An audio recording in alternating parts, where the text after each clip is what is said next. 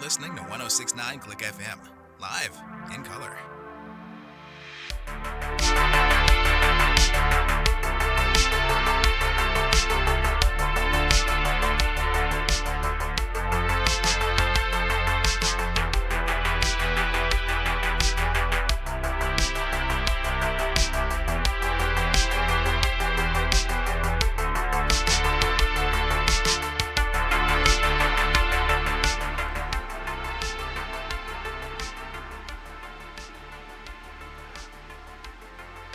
Oh, wow. Welcome, everybody. Someday, if I really hope to get this radio station off the ground, I'm going to have to learn to tell the difference between 6 o'clock and 7 o'clock, but that apparently hasn't happened yet, so I guess until then, we'll continue on with this. Welcome, everybody, to another stupid sports show here on 1069 Click FM. Hopefully someday, an actual internet community radio station.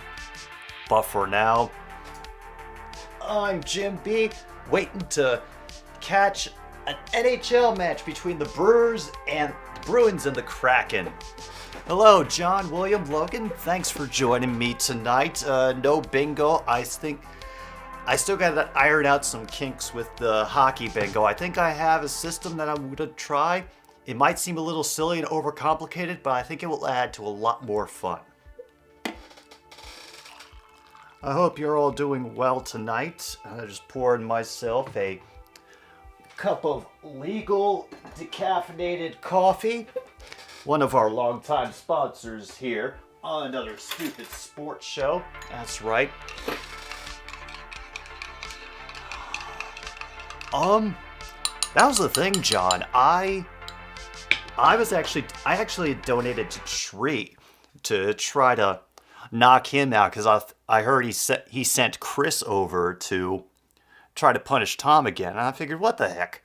And then Kip came in later with some big money to knock Scooter out of the proceedings and force him to dress up like the Commander's new mascot. Which, I'll be honest, I think Scooter could have some fun with. And oh, the madness is beginning in TD Garden right now. As may have been mentioned on this channel before, the Bruins are, well, let's just say being rather dominant in the conference and in their division this season, not to mention a fantastic record at home. Meanwhile, the Seattle Kraken have managed to put together a good start to the season, including a road trip through Canada that they just finished, where they kicked the butt of just about every Canadian team you could think of. It's okay, John. It's okay. Now, one of my favorite times in hockey was watching the Golden Knights in their inaugural year as a franchise make it to the Stanley Cup and hearing the howls of condemnation from everyone past the northern border about, the franchise draft was tilted in their favor and they were able to pick too many good players, and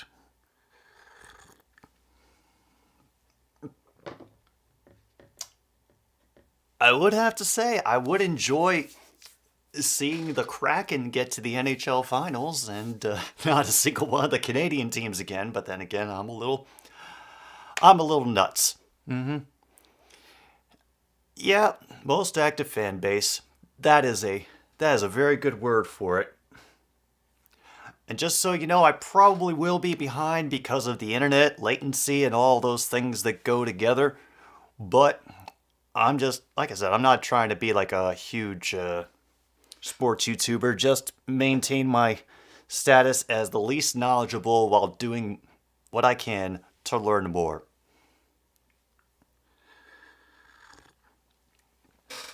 And if you're in here and you happen to have access to the game, I invite you to watch along and mock me when I don't know what the heck is going on.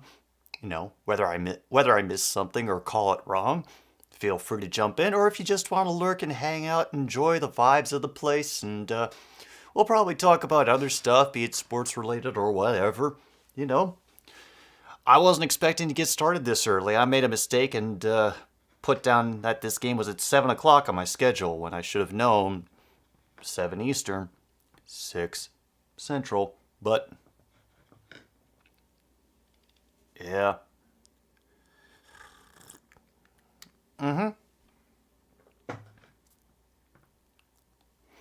The Seattle Kraken. Oh, God, Foster. Oh. No matter where I go, the puns, they follow.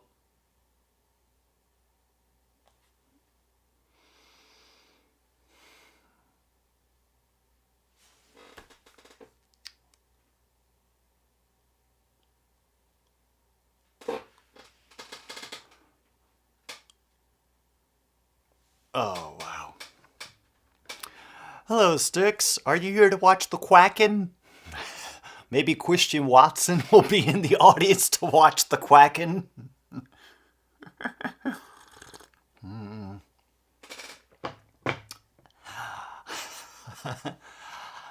I will not have my friends ridiculed by the common soldiery.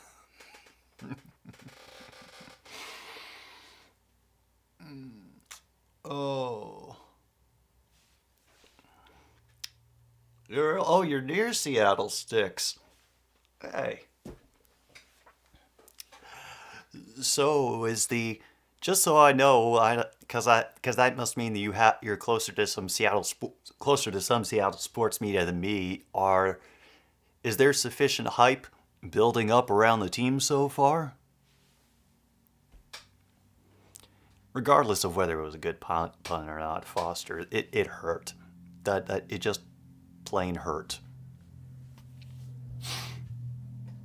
Yeah. Yeah. Definitely gonna have to readjust that.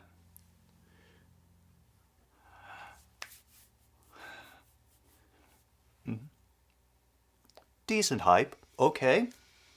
You know, it's a start. I mean, they're a very young team, and I'm not sure anybody was expecting them to, do anything major in this part of the season. But then again, I haven't been paying attention to hockey very much in the past couple of years, except when the playoffs come around, which is when everybody pays attention to them.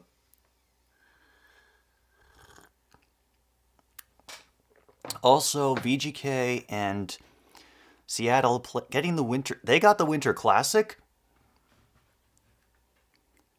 Oh, damn. Oh yeah, gotta get those ratings up. Oh yeah, well, Steelers go to Super Bowl hype is its own brand of, let's just call it optimism. It's its own brand of optimism.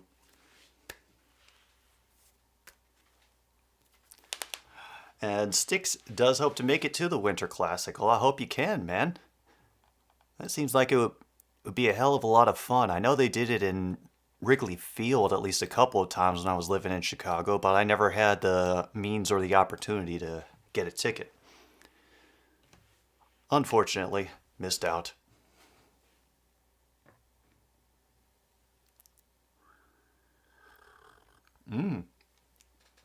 And even the anthem guy is hyping up the crowd. Well, I'm not surprised. The Bruins have got a lot to be hyped up about. Looks like they are going to be serious. Let's see, Martin Jones starting in goal for the Kraken. He's got .898 save percentage, 2.84 goals against record, and this is just on the road. Meanwhile, Ullmark, who's the new goaltender for Bruins, at home he's 12-0-1, got a 1.78 goals against average and a 940 save percentage. Well, hello, Hunter. Glad to have you in the chat, man.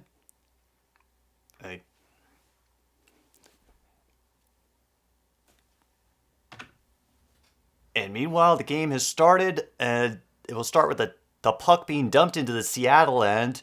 Seattle will recover it, but is intercepted by the Bruins, who are able to get a quick shot off goal, is knocked away. Oh, doesn't count as a shot. It hit the apron and not the goaltender.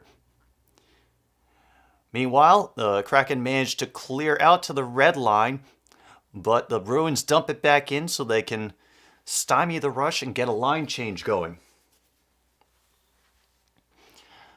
Number 24, starting with it behind his own net, will come out to the near side, and it will be intercepted by the Bruins, who will get the first shot on goal. Save! Now there's a whole mess of people up front, and then it gets dumped back out to the blue line. The Bruins still have control. Another shot right in the middle of the pack. Save again.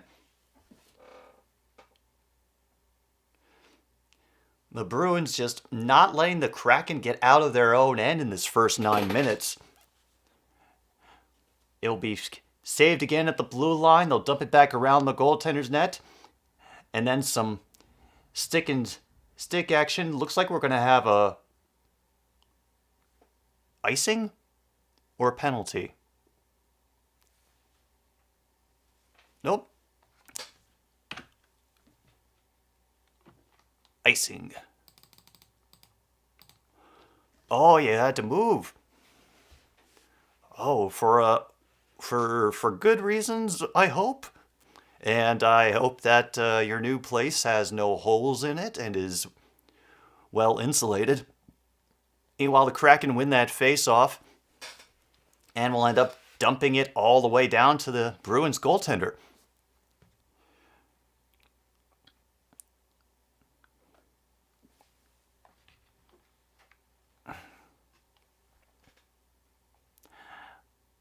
And Logan comes back with another one of his predictions that Badger football will be winning the national championship next year. That's a bold one, man. Hey, best of luck to them. Oh, yeah. That one's still on the list.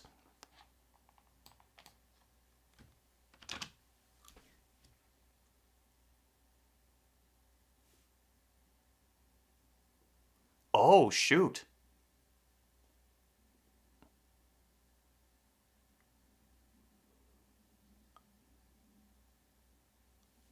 Oh, damn. A high sticking on Boston. Ooh, damn. Oh, yeah.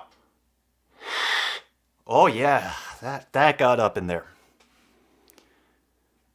NHL Network is showing PK Subban at Montreal versus Nashville. He has a mic. They gave PK Subban a mic. And meanwhile, looks like Seattle's going on the power play. And they start the power play by getting stuffed in their own end by the Bruins penalty killing unit. They're not even able to get... They're barely able to get in before... Oh, wait.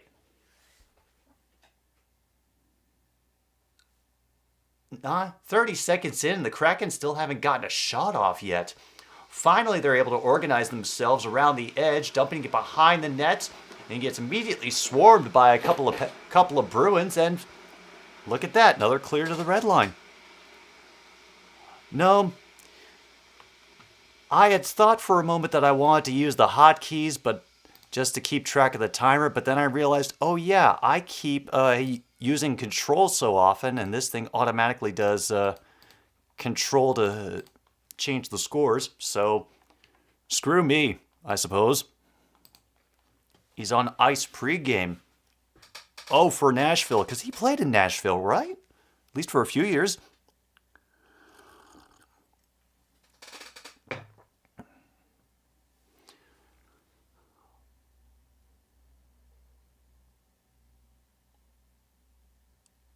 Wow. And Bergeron stops the Kraken from even advancing past the red line. They cannot move on this team. Oh my God.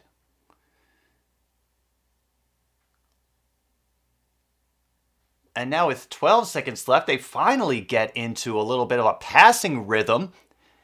One bounce off a leg for that shot, and they're going to lose the power play before they're even able to do too much. We have a broken stick now. on the ice right as the penalty kill ends. And it will be 5-on-5. The Bruins just were aggressive the whole time in the penalty killing and barely had to do anything. Oh yeah, he did play for Montreal too, didn't he?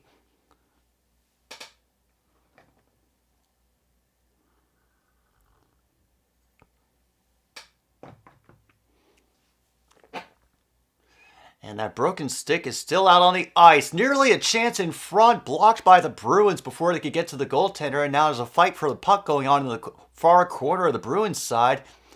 And the Bears win it out slowly grinding it up the ice. Now it's intercepted by one of the Krakens at the goal line, number 37, trying to work his way around the far side. On a sharp angle, tries the shot. Not quite. Meanwhile, the Kraken players are flooding into the Bruins end of the ice, trying. Near center pass. It was just a little bit late. The Kraken trying to pay back some of that pressure that they got in the first couple of minutes from Boston. And we're under 15 minutes to go in the first quarter. Nashville has a new goalie playing today. Highest drafted Russian goalie ever.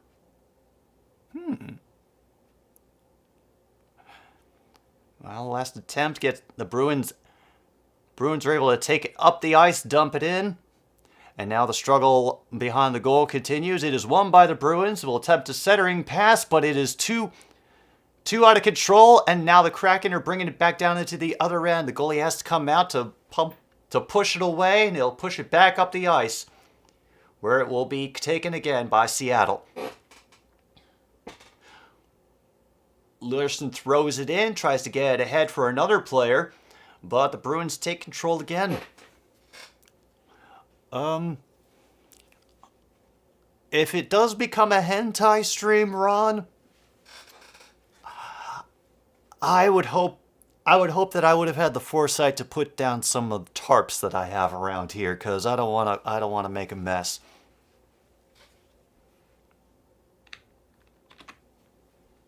And now they're full strength again. They have been for a while, but there's just been so much action, like except for that one penalty, and there's been very little stoppage of play here in the first period. It's kind of nice.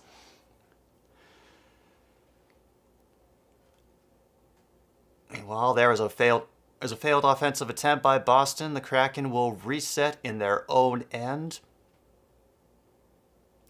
But once again, the Bruins coming up to just provide pressure before they can even get across the red line, and just leaving the Kraken disorganized. And a decent check in the corner to try to keep possession for Seattle, and holy crap, an off-balance shot from the far side of the arena leads to a goal at 12:46, or whatever that is, 7:14. Oh my goodness.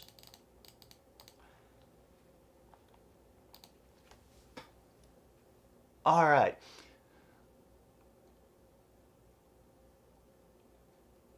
Oh my gosh, it was just it was going behind the goal, but then it was a deflection by number 13. I think it was right there to get it into the net. That's Tanev, who will get credited with the goal for Seattle.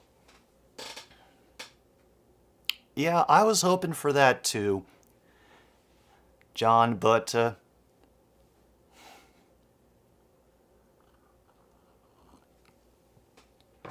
Seattle is 16-2-2 when scoring first, by the way, as they just threw up.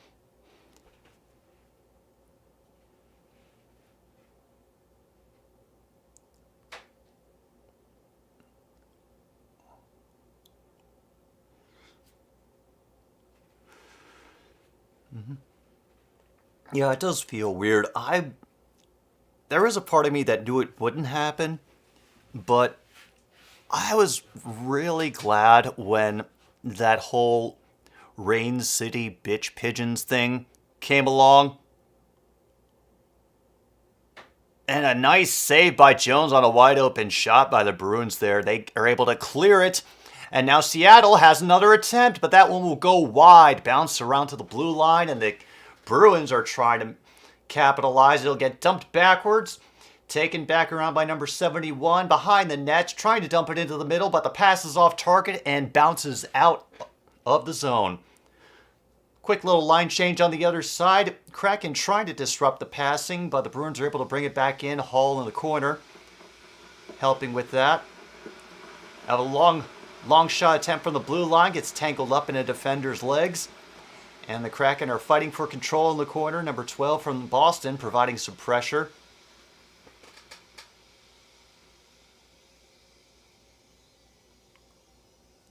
And meanwhile, that attempt by the Kraken to get into the offensive zone got interrupted, and it's just a lot of struggling in the neutral zone right now.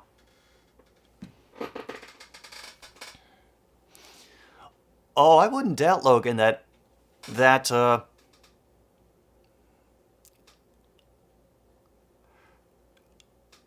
would like us another Super Bowl before he hangs it up.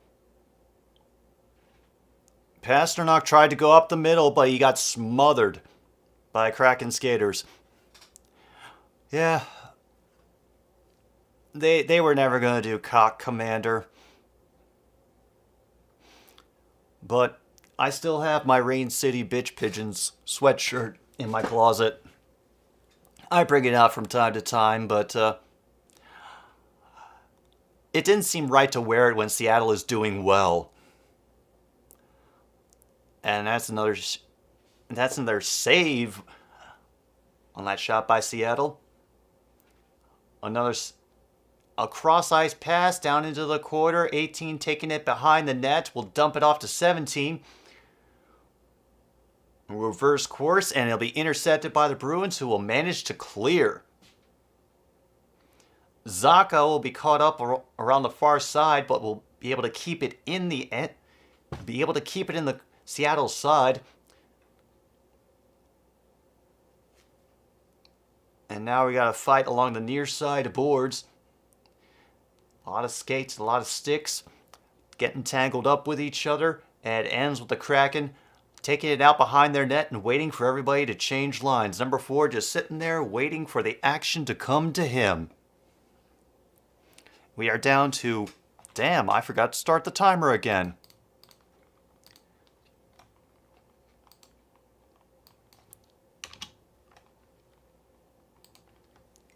We're now under 9 minutes to go in the first period.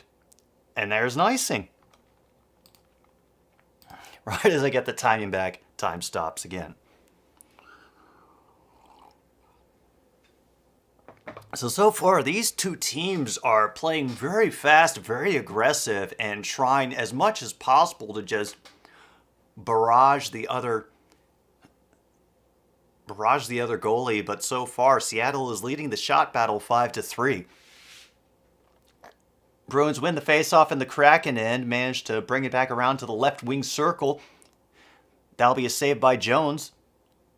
Smith trying to work his way into the middle. It will eventually be cleared. And that check will draw a penalty. It will be a trip on number 12 will get it for tripping 2 minutes. And when we eventually come back, Seattle will go on another power play.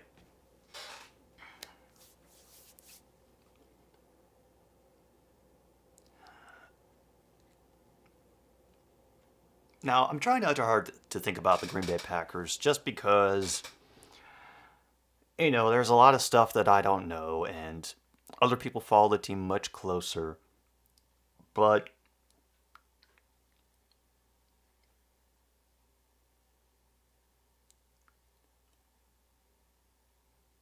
I think a couple of things need to happen for them. Number 1, Christian Watson, Romeo Dobbs just need to keep developing. They look like they've gotten a good start. I would just say get them as much field time and experience, and hopefully Rodgers would be willing to, I don't know, help them grow.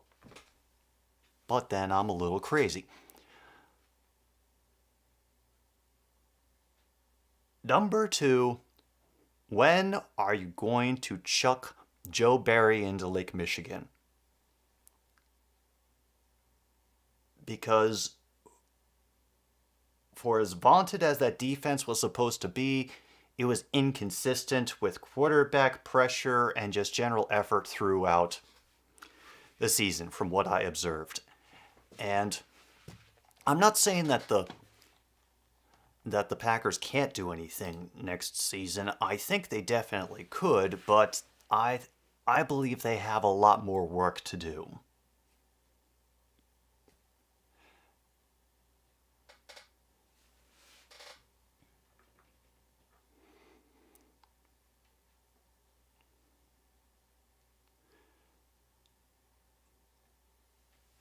Yeah, I had heard whispers about that, Logan, about the Packers being frontrunners for DeAndre Hopkins. I don't know if they can afford him.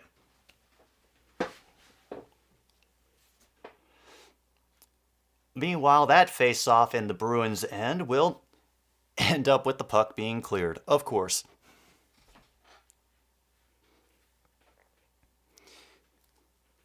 My question to you, William, do the Giants have space to sign Hopkins in their cash reserves? And number 2, would he fit in with what they're trying to do there? A shorthanded attempt by the Bruins will be stopped and saved.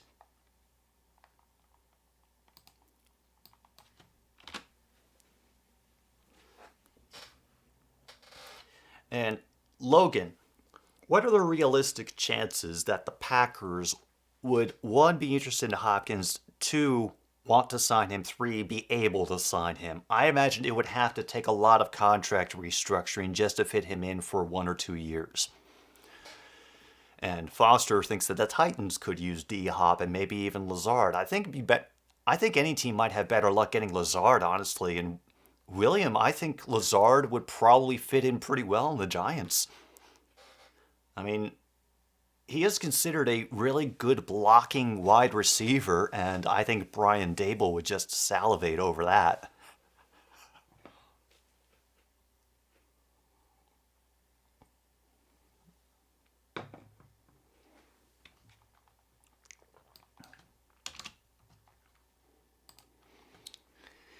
And once again, the Kraken are struggling to get this power play going. The Bruins' penalty kill is just not even letting them get up the ice. Well, they finally got to the red line, just barely getting to the Bruins' offensive zone, but immediately they're getting whacked. One rebound is not controlled. The Kraken are able to get it back for a one-timer, but then another quick clear by the Bruins. Under a minute to go now in the power play. We are more than halfway through the first period. Shots on goal, 7-5 in favor of Seattle. It's still 1-0. And just like that, before they can even get a shot off, another clearing by the Boston Bruins.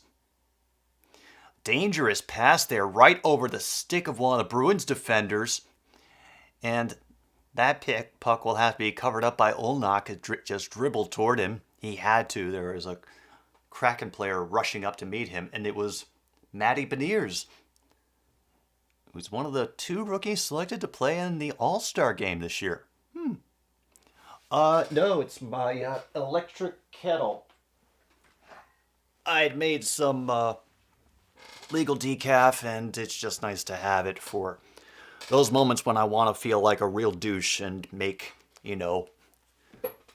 specific tea that needs to be at specific temperatures. But that's a story for another day. Logan says the Packers will need a veteran presence if Cobb leaves. Bruins regrouping in their own end, by the way. D-Hop can fill that role. Plus, D-Hop said constantly he wanted to play in Green Bay. He was hoping to be drafted by Green Bay. All right. See, this is stuff that I wouldn't have known. Okay. Yeah, William says they don't have any money, but any veteran receiver right now would satisfy me as long as they're decent. All right. So, a nice knockdown on the pass by the Bruins in the neutral zone. They're able to take control again, force the Kraken back on defense. Even despite, the fact that the Kraken are out shooting the Bruins and that they're currently leading in the score, you couldn't be able to tell that from watching the game. The whole time it feels like the Bruins have just been shoving the Kraken around. Well, the Kraken players has lost his stick, so they're trying to take advantage of it, get a couple shots. Oh, that one goes off the netting near the post. They tried to set up for another attempt near the right wing faceoff circle. Clearing shot goes wide to the boards, and it will be intercepted by the Kraken and cleared. They will wait around in the neutral zone for some reinforcements, and he could not work his way through that 1-on-2. Yeah, Foster, you just need some. You need some everything. Oh, just let Derrick Henry pick names out of a hat. That's got to be an easier system. Of course, Logan is willing to trade Lazard for Slayton. Sounds like a completely fair trade. I don't see how that could go wrong.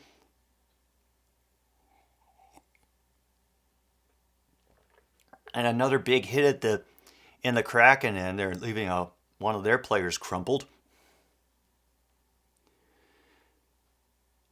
Now, finally, the Bruins are able to work their way in, have to regroup behind the net as Seattle takes control again.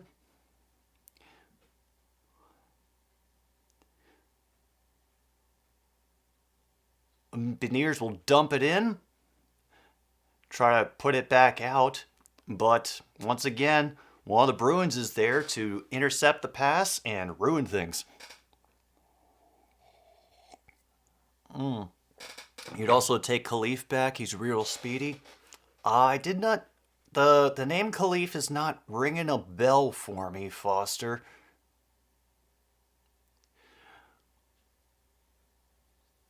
Yeah, this game is going rather quickly.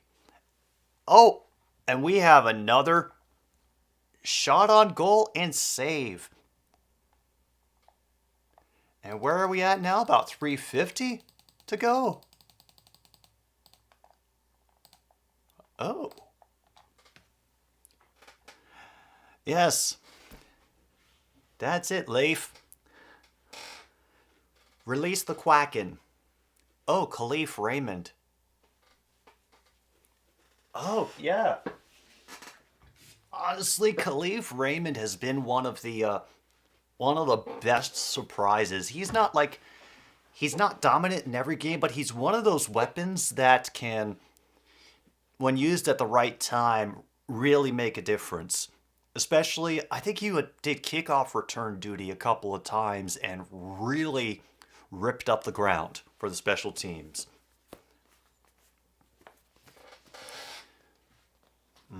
Yeah, sneaky good. The Quacken have been much improved this year, even if Shane Wright hasn't done much.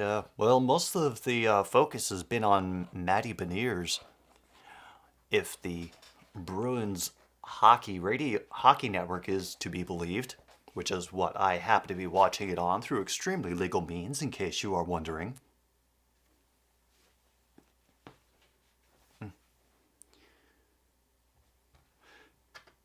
Logan's next trade offer, Jones for Barkley, and he will throw in a whole bunch of future 7th round picks.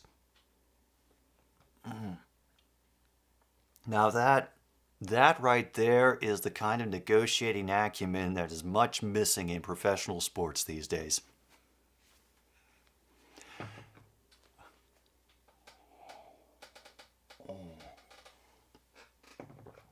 Yeah.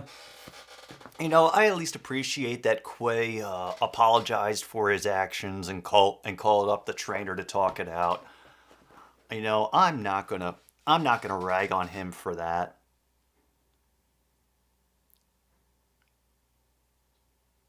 And another near miss on that shot, just bounced past the goal off of his glove.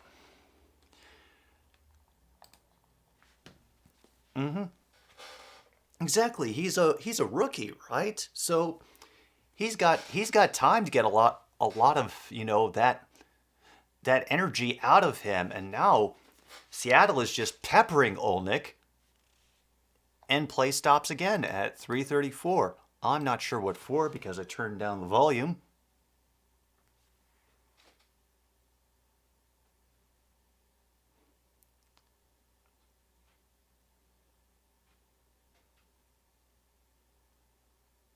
Wow. Oh, that might have been a high stick. That will keep it to.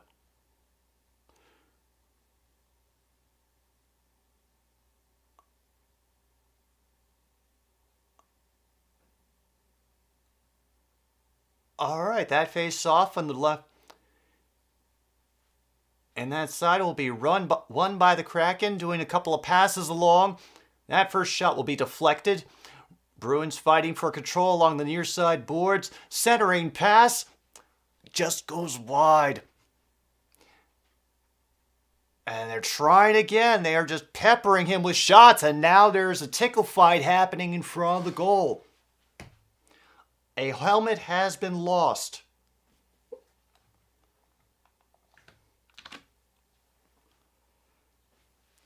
We're up to 13-6. Kraken have the lead in the shots taken.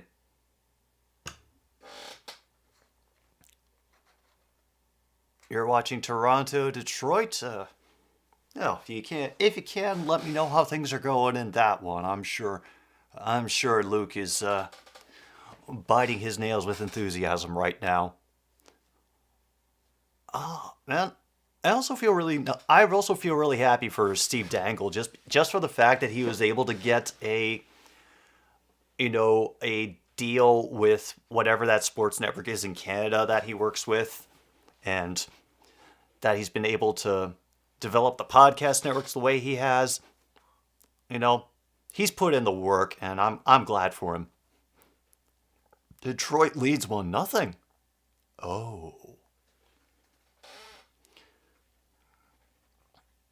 And now an attempted 2-on-3 by the Bruins will lead absolutely nowhere. Even that defensive attempt. Wow, I thought they were offside, but nope, they were clear.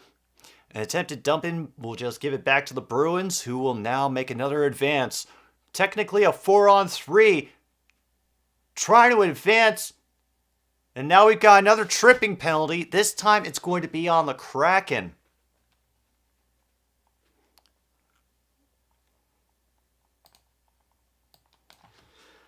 I think this might be Boston's first time on the power play tonight.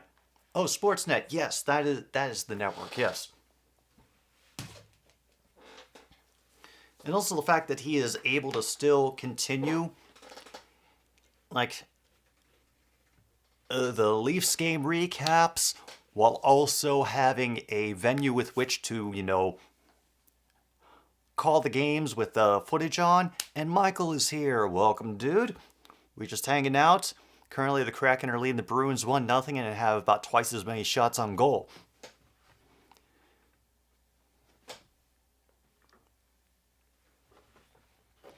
And really, the game has gone so quickly. It has just breezed through. There have been very few stoppages of play.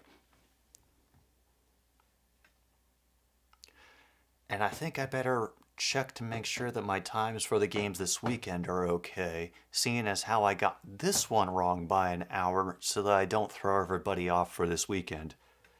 Just to remind y'all once again, this weekend I'm going to be doing the Giants-Vikings game on Sunday, and in defiance of good sense, the Niners-Seahawks game on Saturday.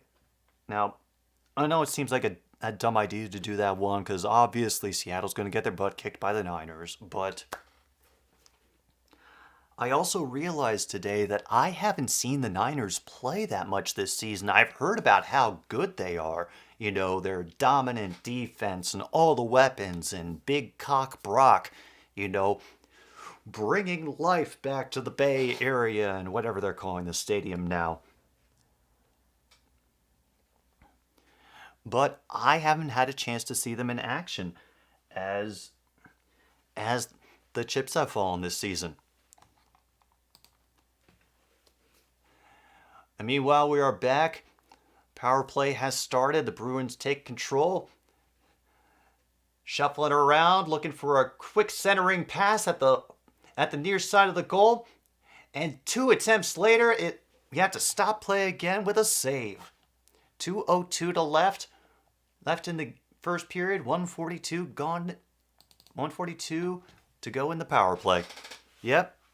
Oh, the Geno Smith revenge tour. I was thinking it was the redemption tour. Like, wait, does Geno have any major grudges against the Niners? I wouldn't know if it would be revenge for him. Or is it just everybody wrote me off and he ain't right back? Great shot block by the Kraken, and that will lead to it getting deflected out of the zone. Bruins quickly bring it back in, however, and will park behind the goal until they figure out what happens next, which is the puck gets cleared right to the goaltender. Oh, I always called it the Geno Smith redemption tour, just because, he had gone for so many years in the league as a joke.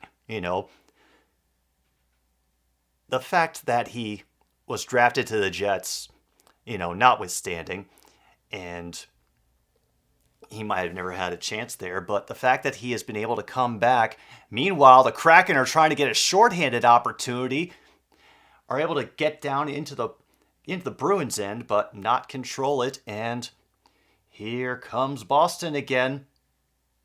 Wait, did they get offsides? They got offsides, didn't they? Oh. Goodness. Yeah, he's avenging all of the narratives. So you can call it the Geno Smith Revenge Tour, the Geno Smith Redemption Tour. But it would be a hell of a lot of fun. And I'm sorry, Ishii, if you're listening. It would be a hell of a lot of fun to watch the Seahawks upset the Niners. I mean, they are divisional opponents. I would expect them to play with some oomph in their trousers. Meanwhile, the Kraken is going to be able to kill the last few seconds of this power play, chasing down the puck as it goes. Under 30 seconds to go, as this penalty will die. Kraken take control back in their own end as the Bruins were trying for one last shot, and they might get one here if they can get it out from behind the net. 7 seconds to go, and sticks and skates abounds. Goaltender is just waiting, and that will do it. First period comes to an end, a very fast first period. Very few stoppages, very few penalties, just 2. And this is an exciting one. Seattle Kraken lead the Boston Bruins 1-0 at the end of the first period. Oh, that's right. The Niners did lose to the Rams in the NFC Championship game last year. That's right. And currently, Detroit is leading Toronto 1-0. Oh, the rebuild continues. Groovy.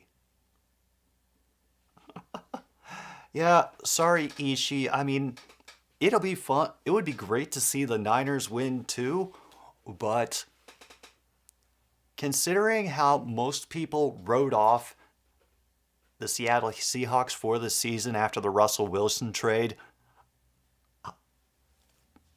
just the lore and the howls of anguish would be glorious. Oh. Wow.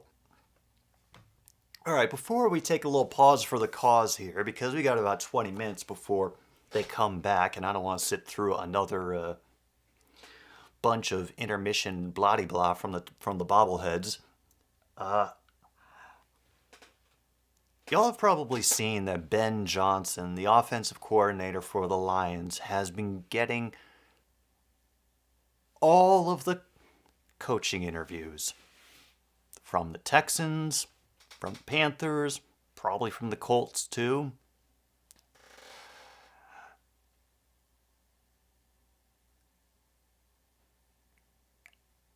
And, I understand.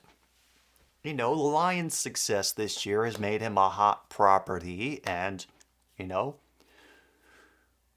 what better way to improve your team than to, steal personnel from another improving team? Oh yes, LQ has let us all know. I just wonder if there's any chance that Johnson actually goes somewhere else.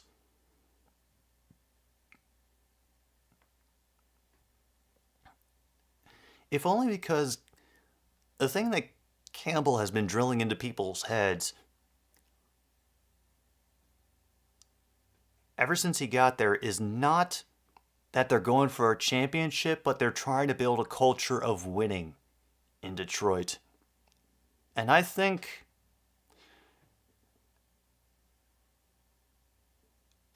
as much as can be gained from ring chasing, I like the idea that they're trying to build something long term. And yeah, I do hope the Lions keep their staff. Foster felt the same way when everyone wanted LaFleur and then Art Smith from us. Which LaFleur? Matt or Mike?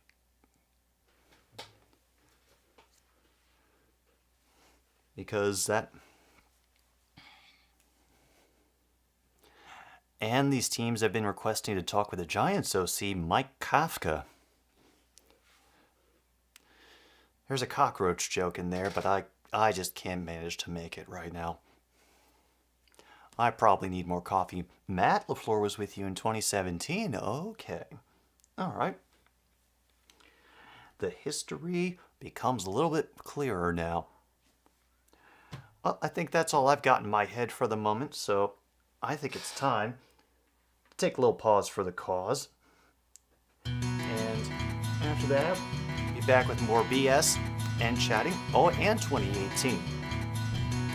And hopefully for the second period of Seattle Kraken versus the Boston Bruins here on another stupid sports show.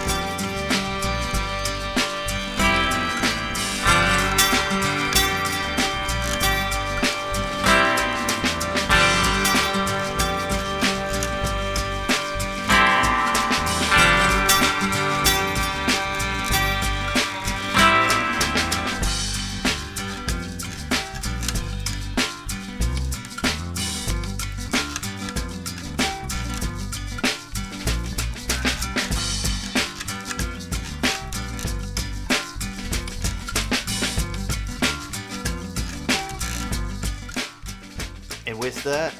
We are back, folks. And since we have a little bit of time to kill before we get back into the game, I thought, well, because I finally figured out this drink as well after not getting it right for a couple of times. Yeah, 2 for $6 burgers. Oh, some of us can't do that anymore. We're full from one. But dang. So, it's drinking class time again. And we're definitely going with a different one, one of the ingredients which I forgot. I'll be right back. Promise.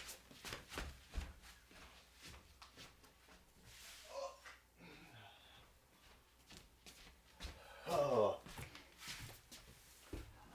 Now I know whatever this is going to appear weird and kind of childish, but done in the right way, it actually produces a surprisingly good drink.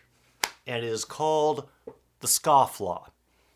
And the ingredients for it are rye whiskey, whatever rye you might decide to use for mixing,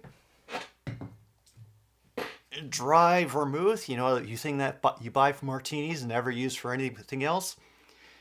It's in a lot of other cocktails that don't get explored very often. So if you're ever curious, get a bottle, try some out sometime. And then, of course, our old friend lemon juice and, grenadine.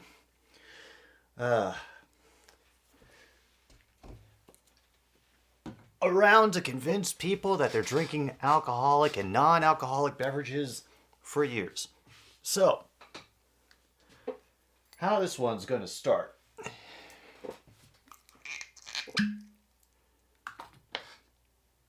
Ullmark is 13 saves on 14 shots tonight. Not bad at all. Let's start with 1.5 ounces of rye.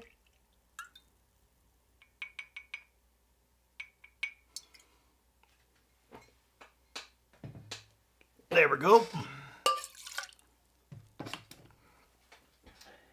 And then, beginning ourselves an ounce of dry vermouth. Yes, that is right. Ounce of dry vermouth. Oh yeah, there we go. Yeah, there's got to be a better place to do this than right near the keyboard. I was just thinking that, Foster, but don't worry. I mostly spilled the rest of it on myself. These pants needed to be washed anyways. So, now we got the dry vermouth in there. We get down to our 2 last ingredients. Let's pop that off.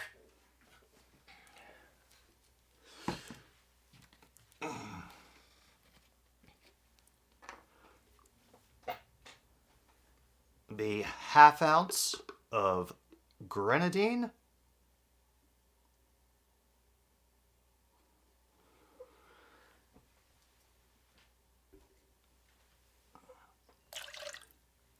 And 1/2 ounce of lemon juice. And if you look this up online, a lot of recipes will tell you to go with like 3/4 of an ounce for grenadine and lemon juice, but I found that kind of overwhelms everything else and makes you feel like you're drinking some horrible college jungle juice. All right. Get all the caps back on there before I forget where we are. Now remember, if you don't have one of these little things, which for the record is called a jigger, and a lot of bartenders who don't free pour will use this for precise measurements. It'll usually have markings inside telling you the different measurements. Use whatever you can around your house. And remember, one of these bottle caps can hold approximately 1/4 of an ounce. Yeah, it's called a jigger. Yes, I know. I shouldn't be pronouncing it with the hard R, but Oh, what more can I say? All right, now we got all our ingredients together. Add some ice. Close it up.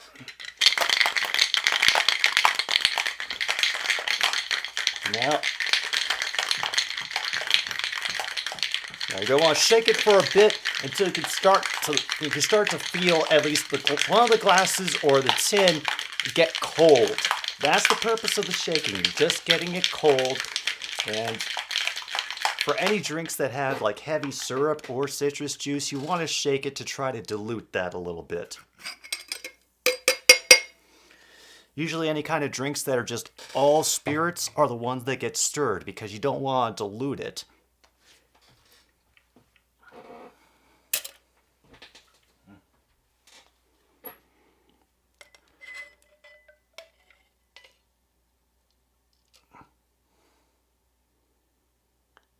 Oh, yeah.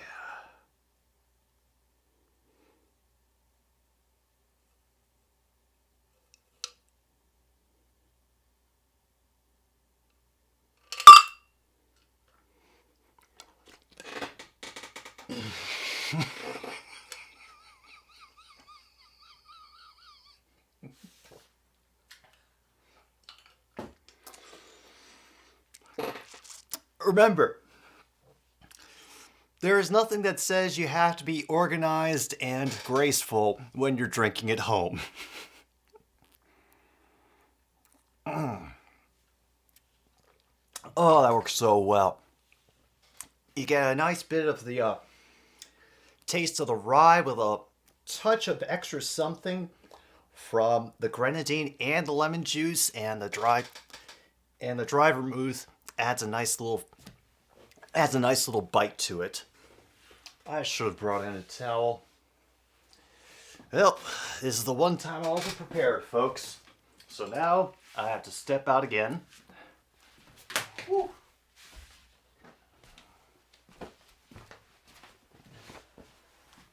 You know, for as much as I go on about being a fan of Hitchhiker's Guide to the Galaxy, you would think I'd have a better grasp on where my towel is at all times. You'd also think I'd be able to hold my liquor better, but well, and apparently nobody, 2/3 of those watching don't think there's going to be a fighting major tonight. Oh, by the way, game is coming back.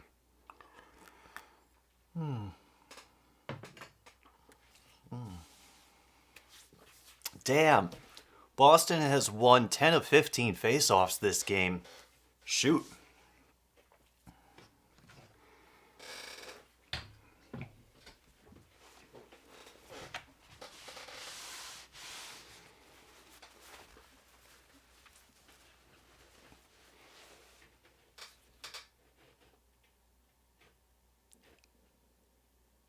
Oh yeah, no, the Bruins looked like they were going to take over this game when it started.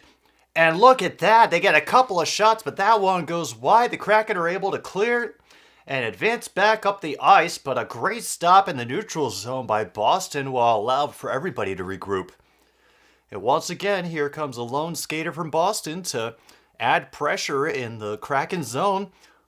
Although the Seattle is able to move it up, and now the struggle begins along the boards. Who's going to come out with it?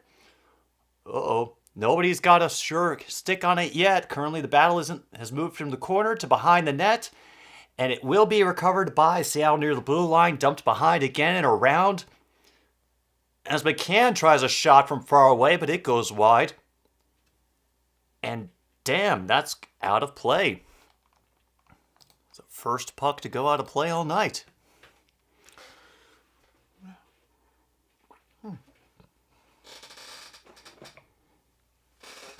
Hasn't there been some talk about getting a franchise back in Seattle, Michael?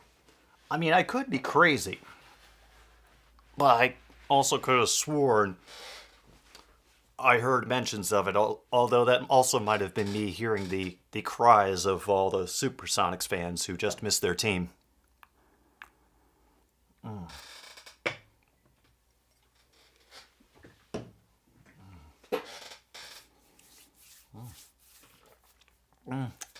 Really, True North? There's not a single game that you're interested in watching, not even the Chargers Jaguars? For the rubbernecking value that could possibly be in it?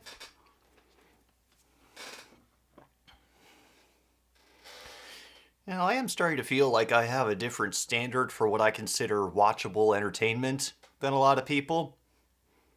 You probably explain my choices in, damn, nice shot up the middle. That will be another save for Boston and Olnick.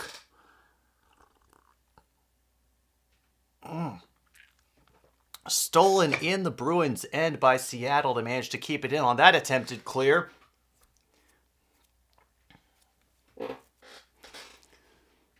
Now they're doing what the Bruins did to them in the first period, keeping them in their own zone.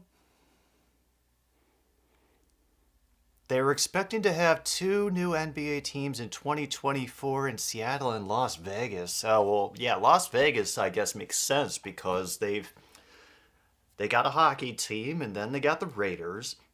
So I guess that's the next natural step. Oh, Blues game is almost done. Who are they playing tonight? Oh, and finally the Kraken are able to clear. Bruins have to regroup at the neutral zone. And they're having trouble advancing now. The Kraken giving them some trouble. I'll be honest, I think the Giants-Vikings game could be a lot of fun. Not just because of the potential for the Vikings embarrassing themselves, but they had an awesome game last time, and I think it could happen again. Another shot saved by Olnick. Pulling it up, winding it up again from the blue line, another deflection, and the Bruins have to dump it in to get some rest.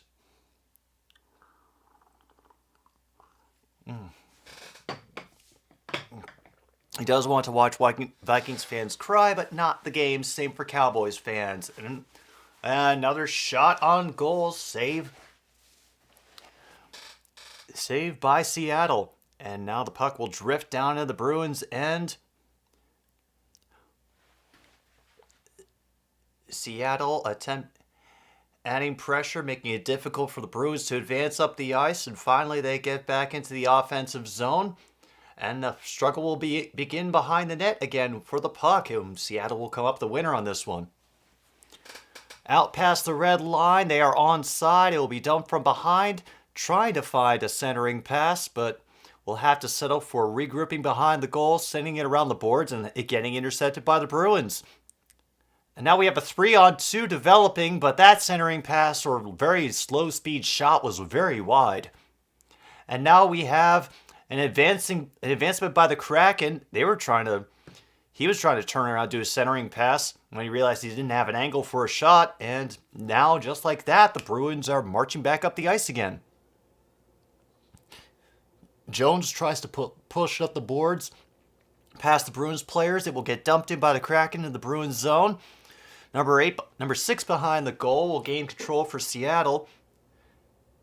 And a quick smothering by Olnark to stop the clock at 15:17. Oh, and Saturday at 6, the Leafs play the Bruins. And Detroit has 39 seconds worth of a 2-man advantage. Well.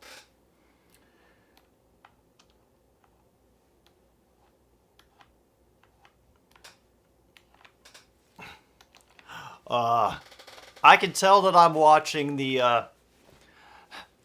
watching Bruins because they're snarking about how much the Leafs struggle against them.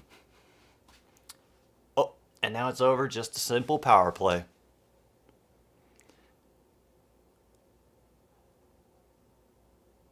Zaka got a nice rush in and got deflected away. Meanwhile, the Kraken will dump it ahead. McCann pulls up, is able to dump it off to one of his teammates, who will have to send it around the ring to Schwartz. Had to put it back to the blue line and then dump it back in behind the goal again. As the Bruins defense is just absolutely aggressive and not giving them any room to breathe. And now Detroit has scored a goal, 2-0 over the Leafs.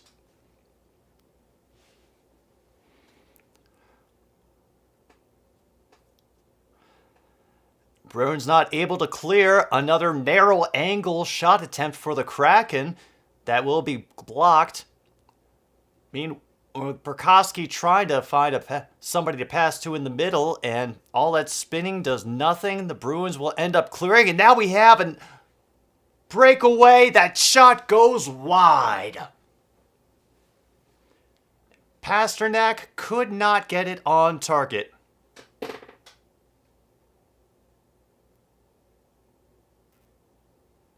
And that tip by Bergeron sends that shot wide. And that centering pass will get intercepted by the Kraken and cleared. He palmed down by the Bruins as they bring it back into their own end.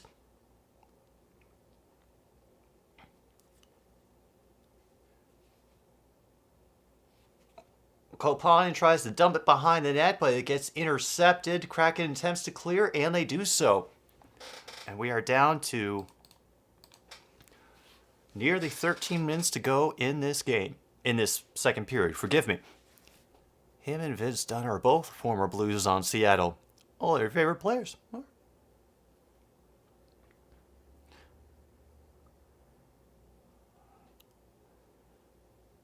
A single shot by the Kraken, and Olnark will get the save. Does get dumped out back down the ice. And a great save by Olnark on that quick rush by Tannen. Soucy's shot gets deflected. Once again, the Kraken are able to catch the rebound or are working along the boards despite the Bruins were beating them up every chance they get.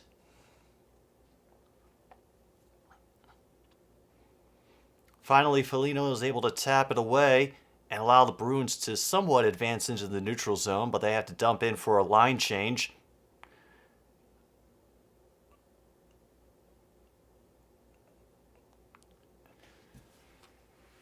Meanwhile, that dump in goes nowhere, and the Bruins regain control. Hall takes it behind the net, tries to dump it in front in the middle, and that gets intercepted by the Kraken, who come back up the other way. One player going up against three. Not so much. And meanwhile, that charge gets interrupted in their own end, so they have to regroup once again, and finally they just dump it over the neutral zone. And immediately, the Kraken are back once again. Oh, they were trying for a tip-in on the far side, and it goes wide. McCann trying to help, but they are unable to keep it in near the blue line. Now they try to regroup in the neutral zone and will simply dump it in. Oh, they were so close to just having a wide open net, but couldn't get to the puck before Olnark returned. And Olnark wraps up the puck with 10:56 to go. They are blanketing Olnark in shots right now. But he is holding tight after that first goal in the first period. Schwartz, gotcha. And, yeah. Probably should take a moment to say hi to everybody who is hanging out here. We're just taking in the Seattle-Boston hockey game. Currently, Seattle up 1-0, very much outshooting the Boston Bruins, but the Bruins have not made it easy for them. It has been a very intense, fast-paced, and kind of physical game. Not to the point where people are fighting with each other. We had a little scuffle in front from the Bruins net earlier, but it didn't lead to anything. And right now, I could very much see this game ending 1-0. Meanwhile, Toronto has pulled within one of Detroit's Sandin getting the goal there, and they're now only down 2-1.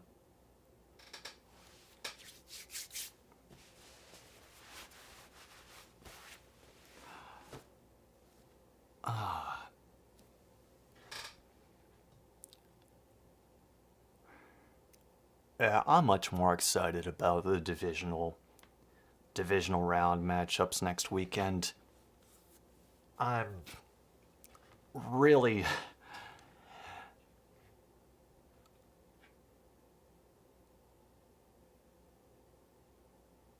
all the no division specific rematches.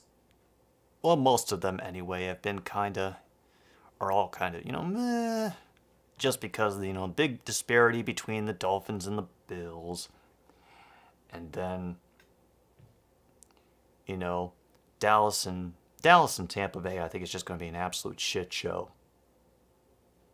And really nobody's going to win in that one except the forces of darkness. Oh, now the Bruins are finally getting some pressure. That shot deflected wide. Well, the Kraken are able to clear and dump it in.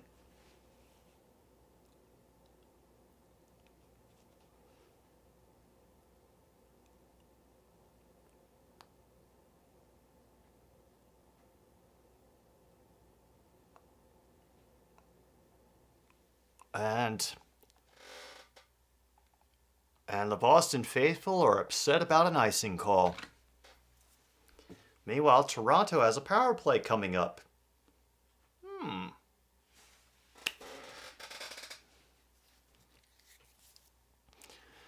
Shots on goal at the moment are 20-11 in favor of Seattle. 10:15 to go in the second period, nearly halfway through the game. Face-off in the left wing circle. Won by the Kraken. They cannot control it, however, and the Bruins are able to clear out into the neutral zone. Pasternak trying to work his way through, but there are too many sticks for him to get a clear shot. And do recover. They try to feed to Pasternak again, but the pass is just too wide. The Kraken will regroup in their own end and send it down the ice.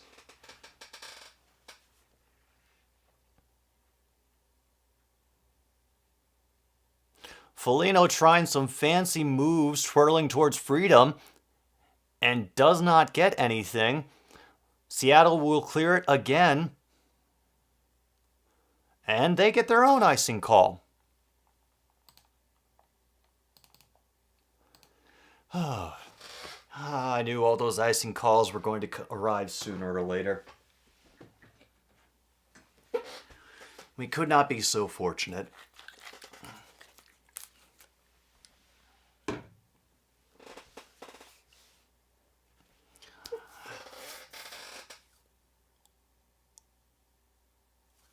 Alright, face off to the goalie's left.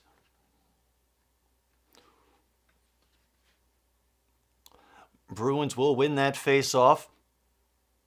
McAvoy gets the puck, tries to get it in, but will have to go behind the net instead. To Grzelcyk across it. A shot gets deflected. Out of play. And now we're at 9:15. And they're getting their commercials back in, folks. Capitalism moves along fine. All is right with the world. Oh. Whew. Well, while we have a moment. Yeah, let's do that. We'll check the other NHL scores and see how things are going elsewhere in the league. Alright, Lightning are currently beating the Canucks in the second period 2-0. Predators have tied the Canadiens 2-2.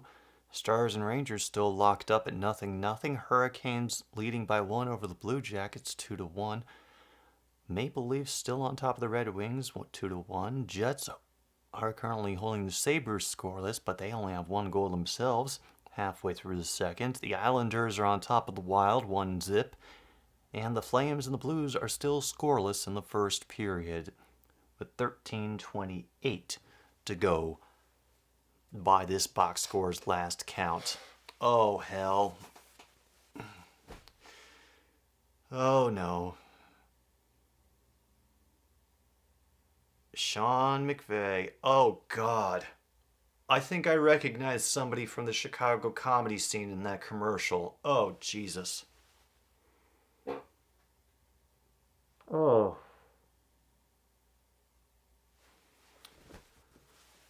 I mean, good on you for getting your bag, buddy, but I've seen you do more interesting stuff before. Yeah. Anyway, enough about that.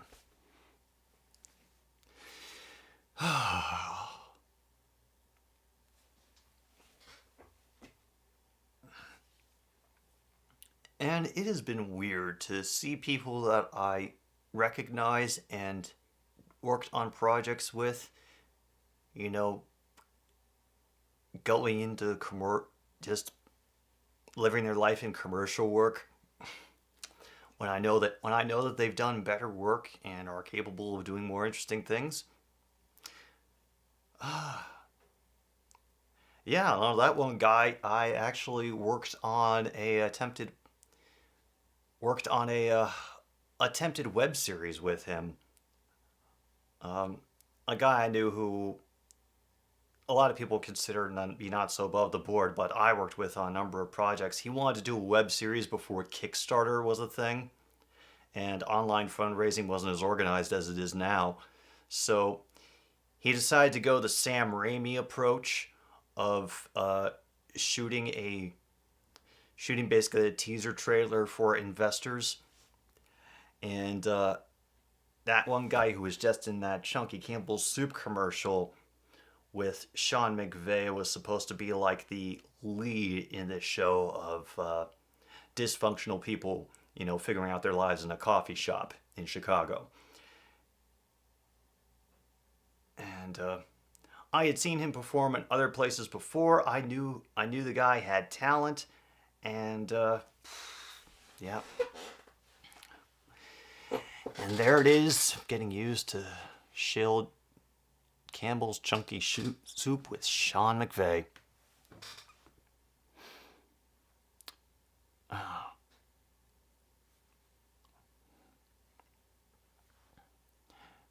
Oh, it's so weird. I mean, it's still not as weird as seeing one of my high school classmates every time that CBS show Ghosts comes up. And meanwhile, oh my goodness, Brad Marchand getting a penalty. How unsurprising. And that will be 2 minutes for hooking on Brad Marchand. There is a reason that he appears in all of those YouTube compilations of NHL's dirtiest players getting justice, along with Tom Wilson from the Capitals, I will admit.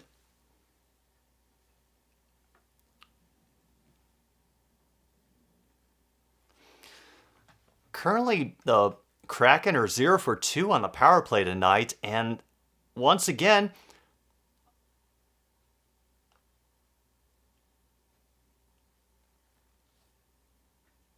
the Bruins getting more action on a Kraken power play than the Kraken do. They can't even get into the offensive zone. They're having to battle at neutral at the red line again.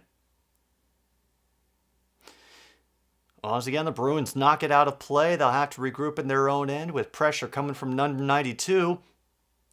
And it's checking against the far boards.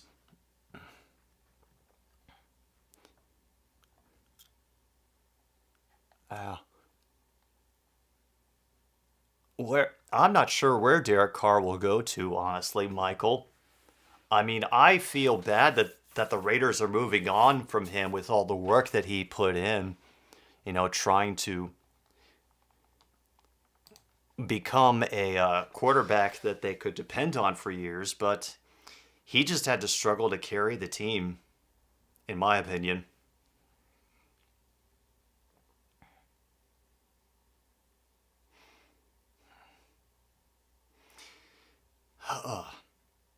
And once again, the Kraken can't even get into the Bruins zone to start doing the passing kerfluffles. Oh, now they do finally. They take their first shot, deflected right back to them. Get it back up to the point. That centering pass.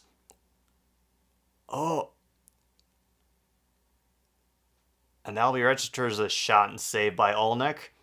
And they're only able to get one more before once again the Bruins clear just as the penalty dies. And Marchand, of course, comes right out of the net. But that pass gets intercepted at the red line. Marchand attempts to bring it further down, but he will get stopped at the boards. That tip will get it deflected out of bounds.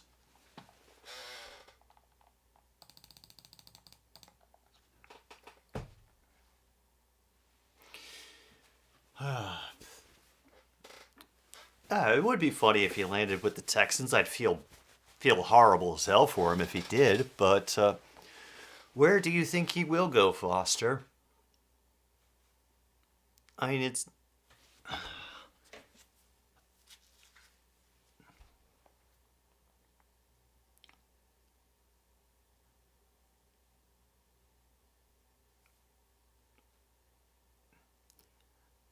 All right, how do I put this?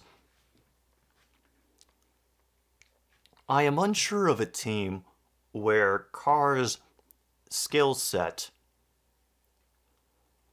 would not only be necessary, but appreciated and improve the play of that team's offense.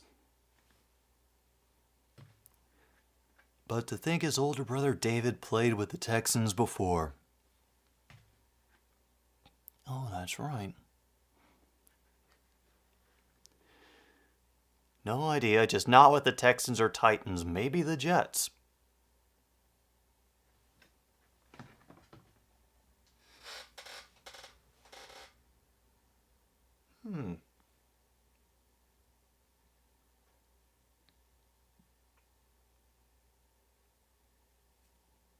That's actually a good one. Let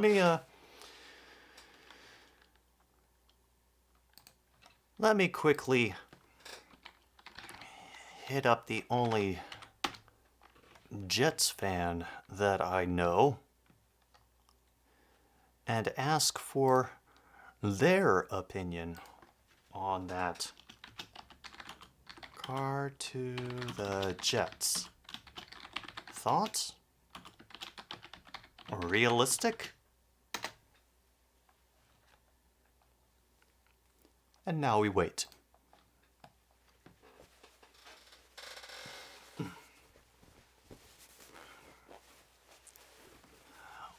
Well, I mean, I would feel better with Carr back there than Zach Wilson or Joe Flacco, to be honest. But then again, I don't know the Jets all that well, just from what I see in brief glimpses. Logan says send Carr to the Giants because he would improve the Giants. This Daniel Jones guy isn't the answer. Now they've got their Daniel Jones, their bruising running QB. Seattle still leading the shots 21-12. Yeah, I mean, it would be a rather bold move, John, if they sent Derek Carr to the Winnipeg Jets. I don't know what he'd do there, maybe work concessions, but that face-off will get deflected out of the Kraken and the ice. And meanwhile, they're applying some forecheck of their own to keep the Bruins from moving up in the arena. That attempted floater will get intercepted, but the Bruins bring it back in anyway.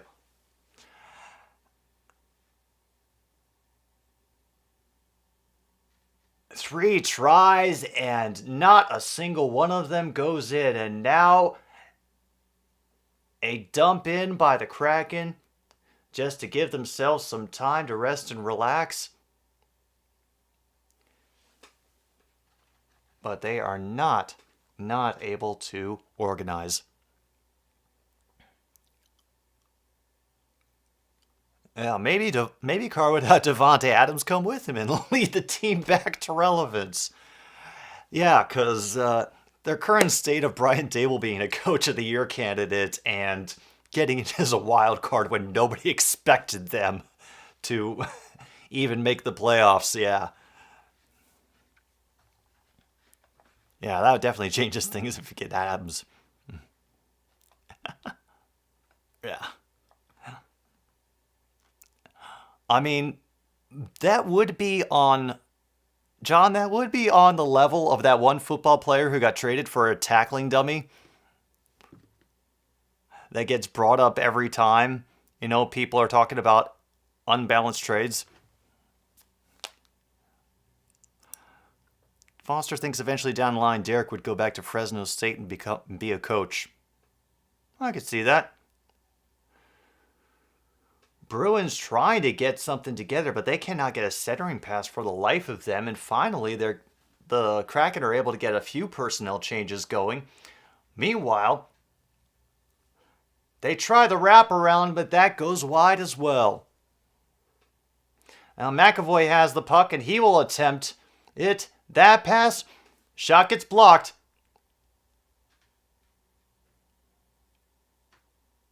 Olnick saves the shot by Everly. Kraken still have control, getting around on the left wing side of the ice. Now Pasternak cannot control it in the neutral zone, and the Kraken will have control again. It gets dumped out, and they run into immediate traffic before they can get too far in, and the Bruins recover, and back they go across the ice. A great steal in the neutral zone leads to the Kraken recovering and regrouping in their own end. It's pushed out to the red line, and there's Marchand once again, putting it back into his own end to McCann. McAvoy gets the cross to Ratboy. No score at Flames Blues. Shots 13-7 in favor of the Flames. 6:05 left in the first. Whew, that's a lot of action. A nice stick check to get the puck away, and then the Kraken are able to dump it in so they can get a line change off.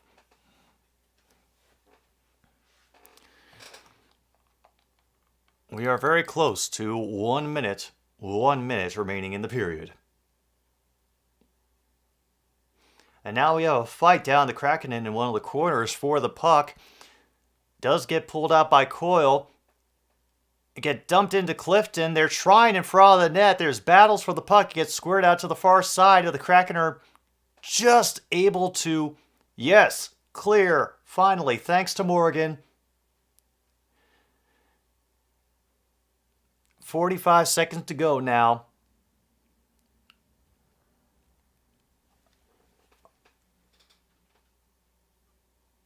Oh my God! We're going to have to watch that again, folks, because the Kraken might have gotten a two-post goal that actually went in.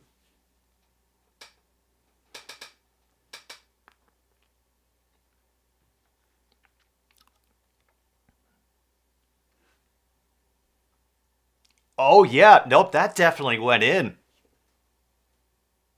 Oh, yeah. It followed it around and in. Damn. Almost a double doink goal. Eeli Tolvanen getting that goal for the Kraken, and it puts them up 2-0 with 38 seconds to go. They're checking it right now. Post in, post in. It just went high, glove side, knocked off a post, followed the post's curve all the way around the top for that little curve where it goes up at in. They're checking it, and it must have counted because the play is continuing. Bruins charging down, trying to even it up. They don't want to be down 2-0 at this point in the game. And now we have a huge scrum happening in front of the Bruins net. The puck is under there somewhere, and they have to stop with 24.5 left.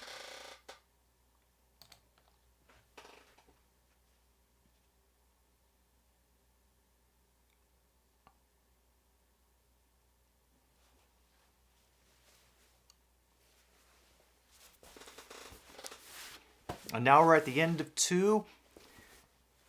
2-1, Detroit over Toronto.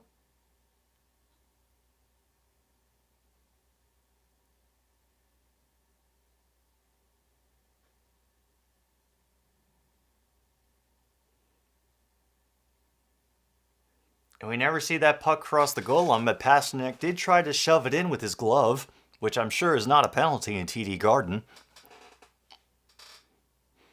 Seattle still leading the shots, 23-16.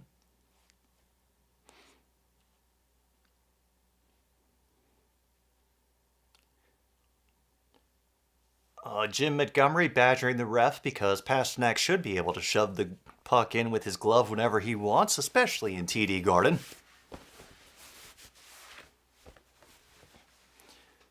While the Bruins skate around, trying to lull the Kraken into a false sense of security.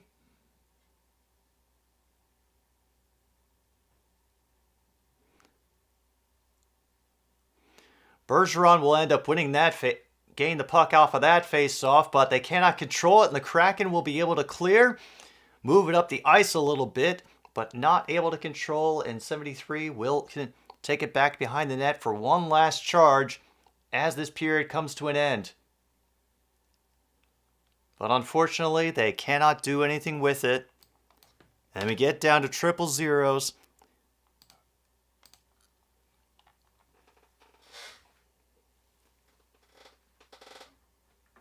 Damn. The Kraken are on top, are leading the Boston Bruins 2-0.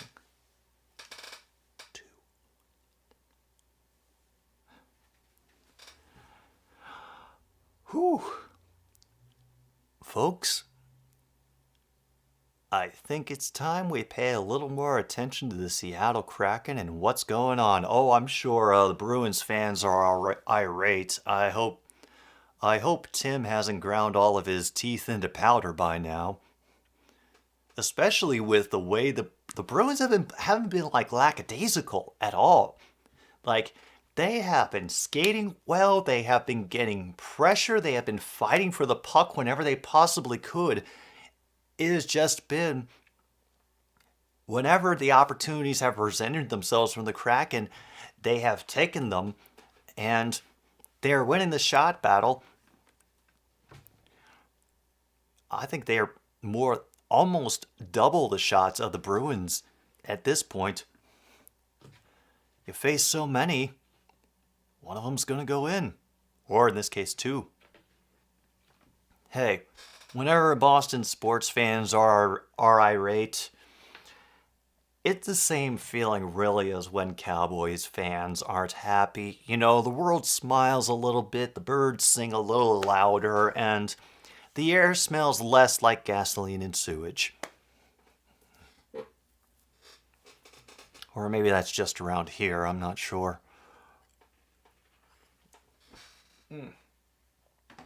All right.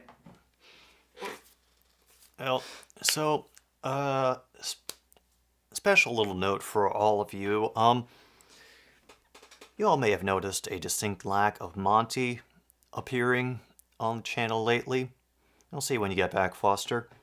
And apparently Angie has done something to him to make him not want to be in this room at all. So whenever I bring him in here, he just immediately scrambles out of my arms and runs away. So, just so you know, he is doing well. He is happy. He is learning how to cat again. I caught him this afternoon because I forgot to put his half-used can of food back in the fridge after I sealed it up. He ripped the top off of that thing, polished off the can, and knocked it on the floor. And then when I came in to check on him, he's sitting on top of the refrigerator, just legs dangling over the edge, as casual and happy as could be. And in traditional cat fashion, as soon as I went to go get the camera to take a picture, he stood up. So, do not worry. Monty is doing well. He is learning how to cat again. And he and Angie are willing to be within a foot of each other without anybody growling or hissing. But rest assured, she still absolutely hates his guts.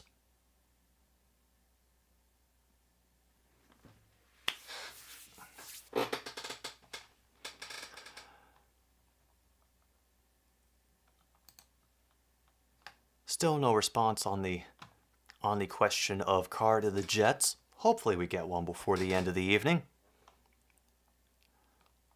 Meanwhile, we'll do another check on all the NHL scores around the league. And oh no! The Canadiens have taken the lead over the Predators with 4:49 to go in the second period, 3-2. Stars are over the Rangers 1-0 at the end of the second in their game. Canucks and Lightning still bottled up at 2 with 5:55 to go on the second over there. Maple Leafs and Red Wings have reached the end of the second with 2-1 their score still. Hurricanes are on top of the Blue Jackets 3-1 now with 3:14 in the second to go. Jets leading the Sabres 2-1, 43 seconds to go in the second period there. Islanders still on top of the Wild 1-0. Flames Blues still tied at 0-0. Avalanche Blackhawks has just got started. And in about 20 minutes, we can expect action from the Senators and the Coyotes. All right.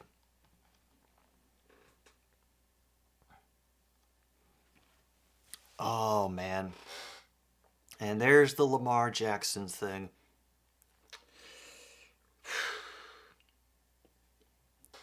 I mean, I do admit, I feel kind of bad for the Ravens, don't you? I mean, they got Lamar Jackson, who is a dynamic playmaker, not only with his feet, but occasionally with his arm as well. And I feel like he's getting the Robert Griffin treatment in Baltimore, that they're not putting enough around him to assist him and forcing him to win the games on his own. Which, if you see how things turned out for Robert Griffin III, is not a good system. Hell, you see how it turned out for Aaron Rodgers up in Green Bay for so many years, expecting him to carry the team. When will we see a Canadian AHL team win the Stanley Cup again?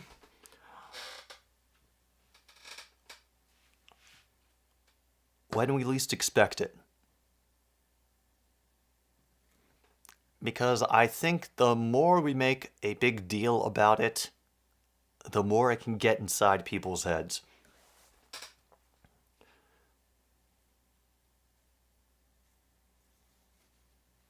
Now, there was a year for the Chicago Cubs where they lost over 100 games, and because I was hosting a comedy show in Wrigleyville at the time, I took glee in trashing the Cubs every chance I could. But I think after that, any success was viewed as a victory for the fans, and they were just like, okay, we just want to see them win again. Fuck the World Series, we just want a good team again. And I think as soon as Canadian fans get out of the mindset of, and Canadian teams get out of the mindset of, well, this is our sport, and we definitely should have the cup up here. I mean, original six, and yeah. I know that sounds like very, secret E and law of attraction crap, but all I'm saying is geez, stop thinking about it. Because as far as I can tell, Toronto seems to be the only club that is seriously dedicated. I mean, they sunk all of that money into like 4 different players, which is currently destroying their roster, talent-wise. But from what I've been able to tell, they're the only ones making a serious effort. Now I'm glad to know if I'm wrong. And, for example, the Oilers or the Flames have been becoming dangerous, but I just haven't seen anything to that to change my mind.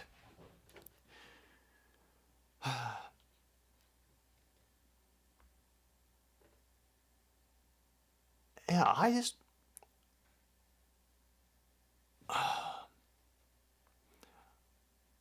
just feel bad for him because I think they really had something special, and if they had dedicated themselves to, adding, I would say first, improving Lamar's passing game and making it so that he wouldn't have to win everything on his own, and that maybe other running backs would be able to get a good shot at running for the team. They could have really done something, and it just feels like a wasted opportunity. If Lamar leaves, I'm not sure he'll go anywhere good, honestly.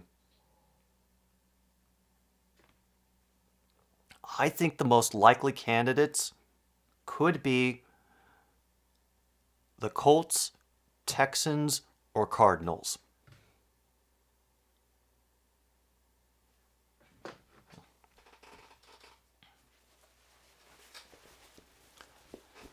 Or maybe even the Titans. I'm sure Mike Vrabel would love to have a player like Lamar Jackson on his team. But, like I said, there's a lot I don't know. I think Conman Adam would probably have much better insight into that than I would. So if y'all want to go check out his channel, I forget the name of it, but it is out there. He'd have better insight into, the Ravens situation and what they're thinking, where they might go. But it just seems like a very sad thing for Baltimore. At least they have those 2 Super Bowls victories to keep them warm, unlike Detroit.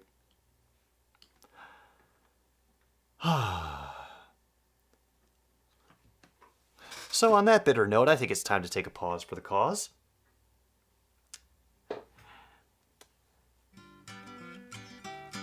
And we'll be back for the 3rd period of Seattle versus Boston here on another Stupid Sports Show.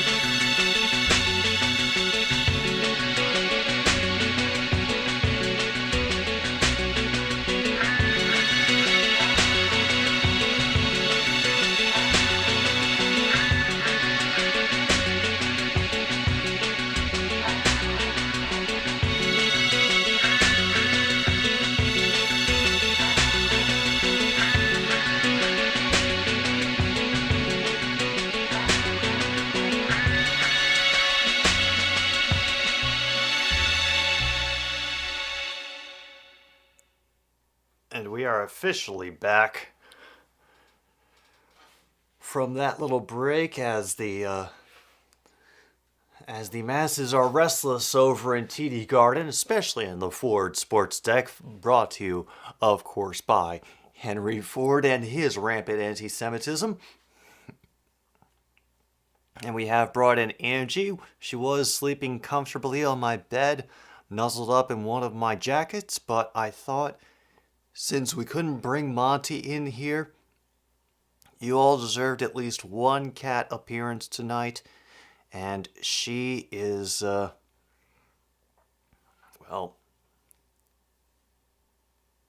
she is Angie, giving the death glare right into the camera. You know, if you do have the ability to hypnotize people and make them do your bidding, I don't know why you haven't done it with me.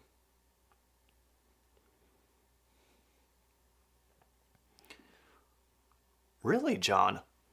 Only 8 teams not playing tonight? Wow. So this is a busy night in the NHL. And just like that, the third period has started up again. We have worked well with our timing on these breaks. I've really enjoyed it. Bruins will start with control.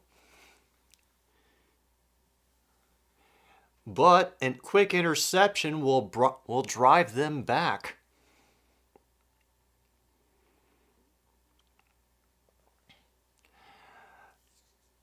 And now we have another dump in from the Kraken at center ice, giving them some time for line changes. And the Bruins will make another attempt to go, but that one gets stolen as well. Another shot, glove saved by Ullmark.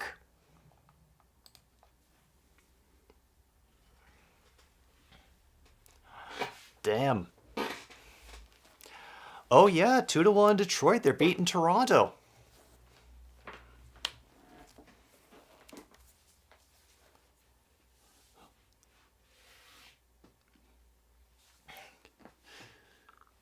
Just so that I can know, Luke. Would you expect for the Red Wings to do well against the Maple Leafs? That face-off will be won by the Bruins, despite the pressure. Yeah, I'll talk about that at the next time there's a major pause. John, please remind me. Oh, the Bruins are trying. They're getting a lot of short, quick shots up around the net, but Jones is able to keep the wall up. A great effort, but I always love that the ways that the different players manage to drag parts of their body behind the blue line so the play can remain onside. It's one of the wonderful things that I love. Yeah, Dangle ranting when the Leafs lose is always a joy.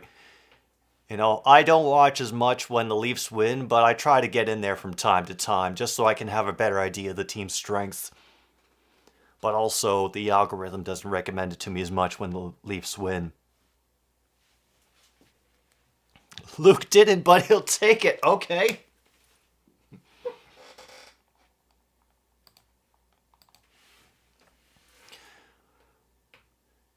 All right, now we watch time tick away as Boston down 2 in the third period. They've been pouring the pressure on all game. This has been a very fast-paced, very physical game, but the Kraken have just been able, so far this period, to disrupt all attempts by the Bruins to get any offense going. I don't watch a lot of quizzes, especially not sports quizzes. I don't do very well at them because I don't have a lot of general sports knowledge. Oh no, correction. Oh, that breakaway shot does not go anywhere. Good save by Ullmark. But I don't know a lot of like the specific, really finely detailed minutia. I just know ball go net, swish. And no, Foster, you're not the only one on this dangle to feel some joy. If the Maple Leafs win the cup while he is alive and still cognizant enough to enjoy it, and ideally while his show is still going on, that would be great. That would be absolutely wonderful.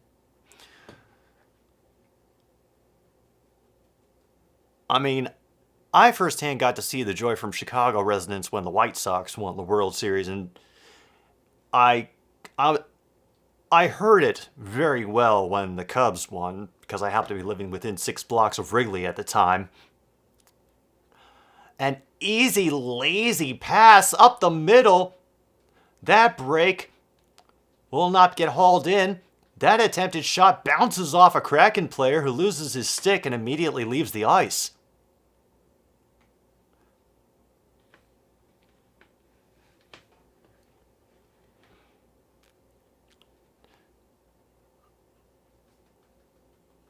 Yeah, so far, Boston has not been able to get anything together in this third period so far. They're making a good effort, but they just can't control the puck in the offensive zone. There's another dump away. Likely moving in 3 weeks, so that's fun. Oh, moving is a pain in the ass, Luke. I do not envy you. And just I know, you wanted to step on the keyboard and cause chaos, but that's not going to happen right now, Angie. I'm sorry.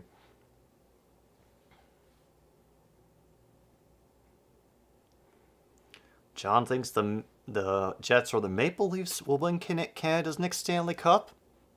Oh yeah, there are the Jets. How do I keep forgetting the Jets? Oh, that's because they weren't in the league for so long.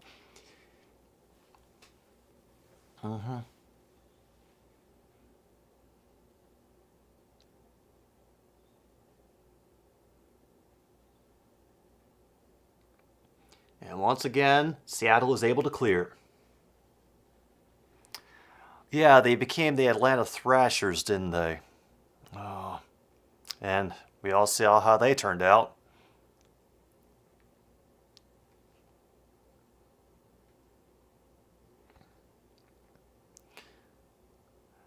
Yeah, meanwhile, it feels like the Bruins are playing very slow. Oh, Sorgy's here. Hello.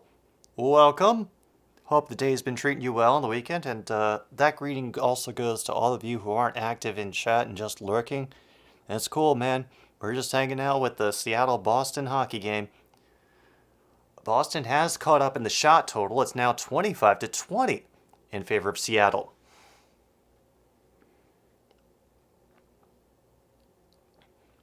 And now it's down in the Kraken end. No icing call there, but Seattle is able to recover, get it out from behind their own goal, and flip it out into the neutral zone.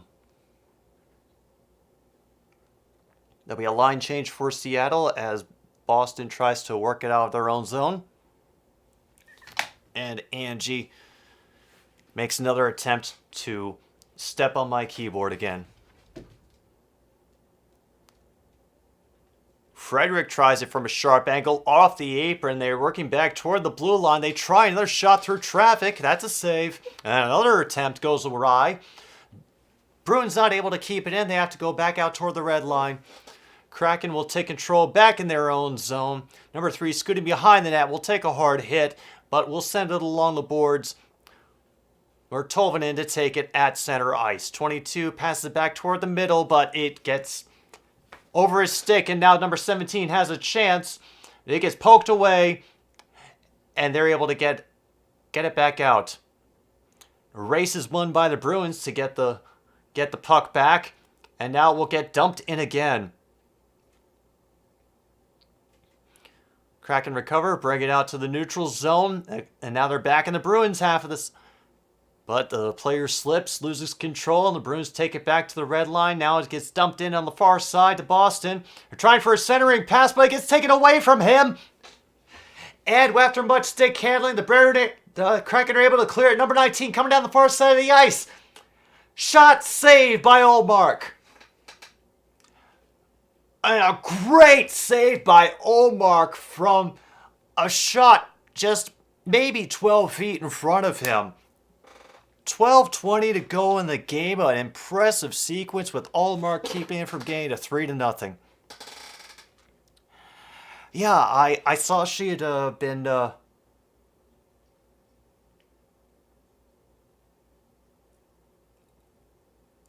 I saw she had been taken to the hospital for a heart attack. I didn't know she had passed. Oh, free agency research. I do not envy you. I leave that to the smarter people. All right. And that's never good. I am not surprised, John, that a Texas high school football coach would end up putting players in the hospital with a workout. But never mind that now. The College Football Playoff Championships, TCU versus Georgia. I was very happy for Georgia last year when they won the national title. I mean, they hadn't been in the picture for a good long while. It's nice to see somebody there besides Alabama or Ohio State. Again. And then,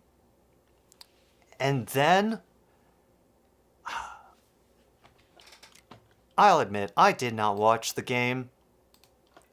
I was doing my stupid streaming show, playing music, and getting the painful updates from people passing through the chat.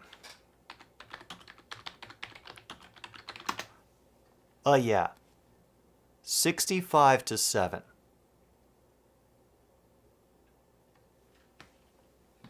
I will pronounce that clearly for you. 65-7.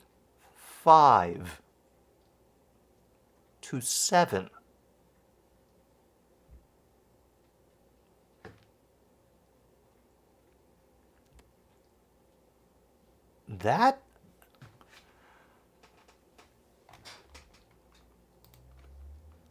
just seeing that score makes every bit of goodwill and kindness that I ever felt toward the University of Georgia football team just drain right out of my body.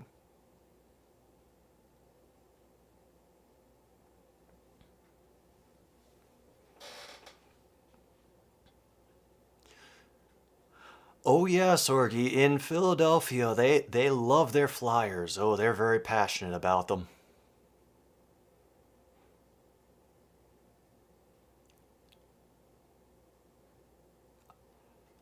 Oh, it was announced like 15 minutes ago. I see. And meanwhile, we have a Boston player, Hall, staring at his open hand. Maybe he's trying to hope into it, and maybe he's shitting the other, see which fills up first. We have play stopped at 11:53, and now the refs are motioning for somebody to come out onto the ice. And,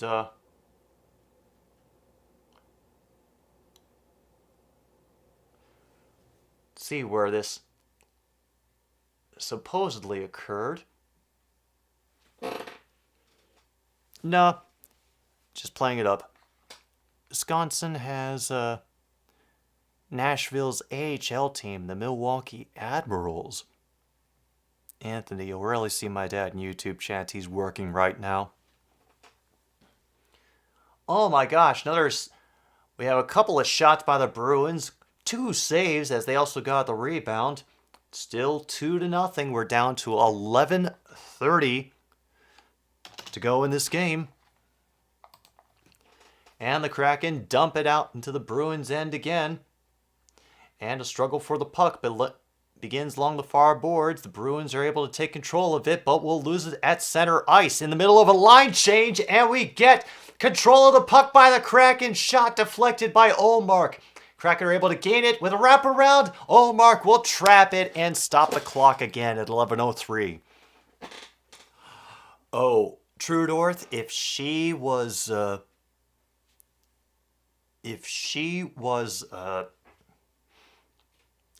angry last year when the Chargers got bounced by the Raiders, she's going to be furious.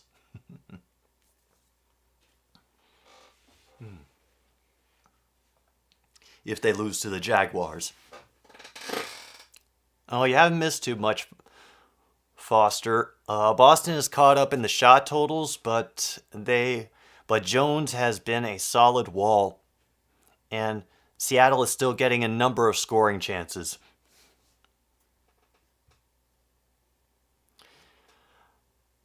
And once again, the clock stops as Ullmark has to make another important save, down to 10:38.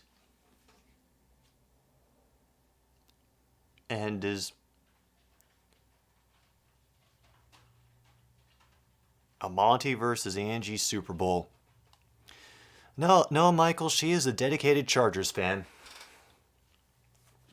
And Monty is a Vikings fan.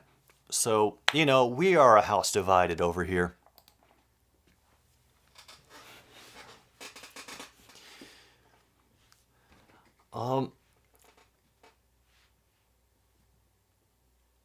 Now, Williams and Chark. I think the Lions will definitely keep Jamal Williams. I think he loves being there. He loves playing there. Like, the fan base loves him. He's been doing so much good for us, not only with his rushing efforts, but also just being who he is. But Chark was only ever in on a 1-year contract. I think it was essentially just sort of a prove-it year for him to show anybody that he could do more outside of Jacksonville. And I think he's done that, and unless he decides to take a pay cut to stick around in Detroit, I think he's going to get his money on the free agent market. And good luck to him.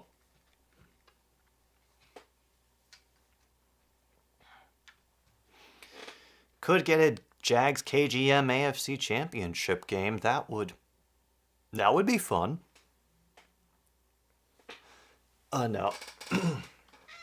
No, like I said, Angie was angry with me for rooting for the Jaguars because then the Chargers had to play them, and she doesn't like the fact that they're playing a hot team.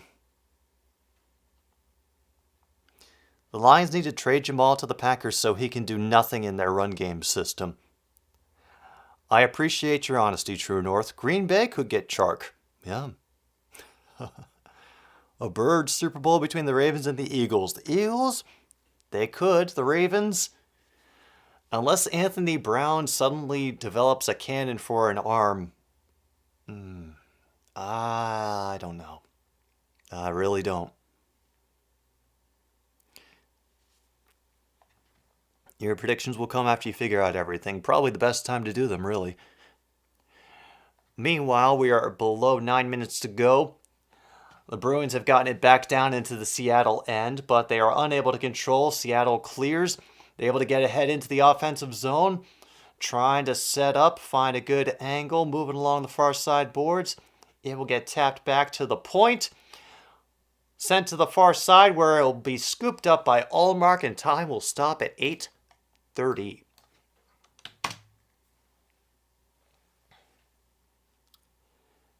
And while we're here, I just wanted to take a moment to thank you all for coming to the stream tonight. I'm still getting used to not only watching, but commenting NHL games again after about 7 odd months of nothing. So I could feel it. I could feel it starting to come back to me bit by bit. And once again, it's just nice to know that people are actually showing up for these things and hopefully enjoying them. So whether you're active in chat or just lurking, taking in the atmosphere, whether you're a Bruins fan, Kraken fan, or whether you're not a fan at all and you're just trying to learn about it, glad you're here, and I hope you're having a good evening. Yeah, Bills versus Jags. That would be fun. Uche and DeMar. No.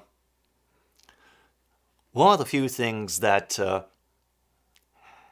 Scooter said today that I really think is completely true is that for everybody who's paying attention to the NFL, if their first team doesn't get in, they are rooting for the Bills. Just one, because of DeMar, how the team has grown and gotten better over the last couple of years. Yes, also the Josh Allen versus Josh Allen matchup, the rematch that we all crave.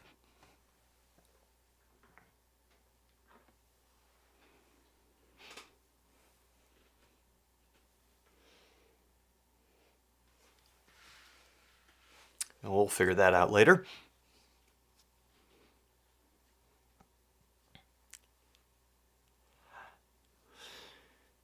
And then with DeMar, which essentially stopped the football world in its tracks, I think, yeah, the Bills are just about everybody's sentimental favorite. Oh. True North, showing himself to be the exception to the rule again and just wanting to see the Vikings and Cowboys fans cry. Valid. I don't remember that, Michael. That 9-6 victory, or the 6-9 victory. But that's a nice reminder.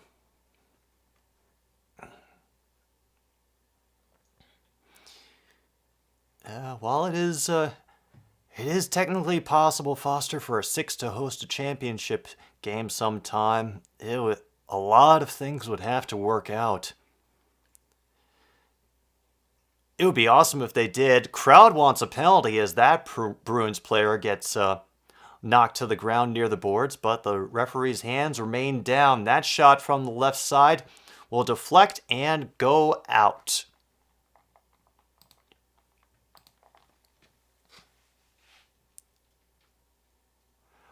Meanwhile, Logan is absolutely confident that Green Bay will win the Super Bowl next year.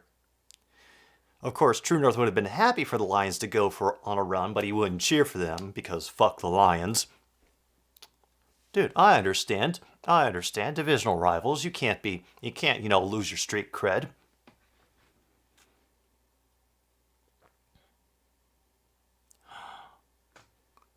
Sorry, says, Packers have 2 wide receivers, yeah, Watson and Dobbs. They need one more starter and one more decent number 4, with Cobb and Lazard being free agents. What, they're not... And a tight end. What, they're not gonna... What, Tunyon's not gonna be hanging around? Or is it just because he kind of fell off this season that they'd be looking for someone else? Because I remember he was a frequent target for Rodgers last year. I kept hearing his name get called over and over again during games. McAvoy will keep it in the zone, try to dump it in, get somebody to work something in to the left side of the goal. McAvoy, long shot from the blue line, deflected wide. And trying to center again. Bruins getting in all their offensive opportunities now here in the last 6 minutes of the game. Tanyan is a free agent. And Mercedes Lewis. Oh, shit. Oh. And they need O-line players. Oh, Jesus. The Packers are going to be... Oh, they're going to have a busy offseason, aren't they? Oh, man. Meanwhile, the Kraken have control. 5:36 officially to go in the game. I will say that the coolest thing happened on Monday. I was sitting in the coffee shop that I usually go to for my writing sessions, and I happened to have my Lions face mask on because I just forgot to take it off. And a dude in a Packers sweatshirt just approached me and just said to me straight up, "Good game." And we talked about how it had gone. I think we may have a penalty coming up on the Kraken, and we empathized, and it was just a moment I didn't expect out of anybody, and I wished him luck the next year as he walked away.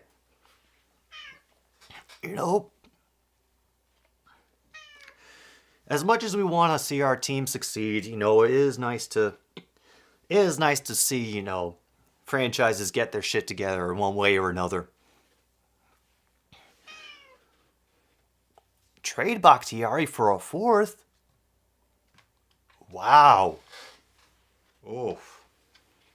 Okay. All right. I can kind of see where we're coming from, Sorgi, between the penalties, the missed time due to injury, and all of that on top of, the the big extension that he signed. You know, I understand. I understand. It just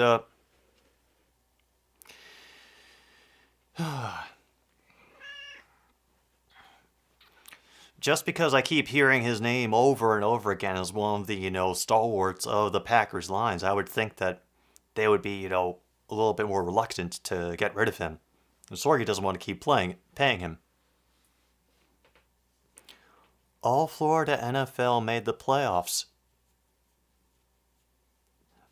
Wow.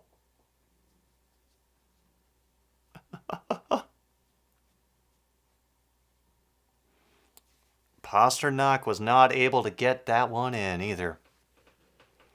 And currently, the Kraken goalie Jones has the save of the game on the New England Sports Network. Tom just made a Birds team short. I'll be sure to look that up. Meanwhile, Angie is clawing at my hands for attention. I did acknowledge you. Bruins will dump it in after winning the face-off. Kraken take control of the quarter, and now the fight starts for control. We are under 5 minutes to go. Pasternak looking for it, another centering attempt, and that one gets deflected wide as well with that shot from the left side.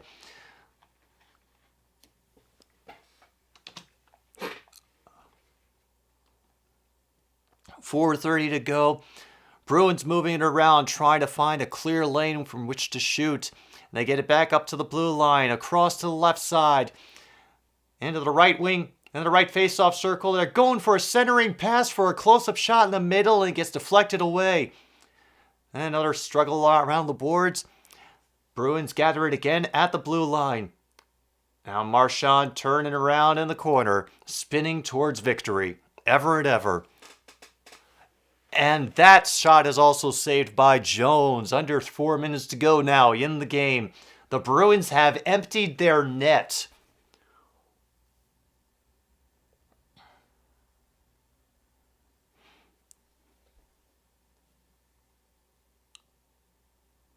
And Marchand has the puck again. And that one goes wide. It bounces, but he is able to field it again over near the side. And it's another wide shot by Pasternak. Blues Flames are still 0-0. The Red Wings are still 2-1 over the Toronto Maple Leafs. And the Kraken are 3 minutes away from getting out of here with a win. Another save by Martin Jones. And the Kraken are trying desperately to clear it away. But that man advantage doing wonders for the Bruins. And another save by Jones. Less than 3 to go now.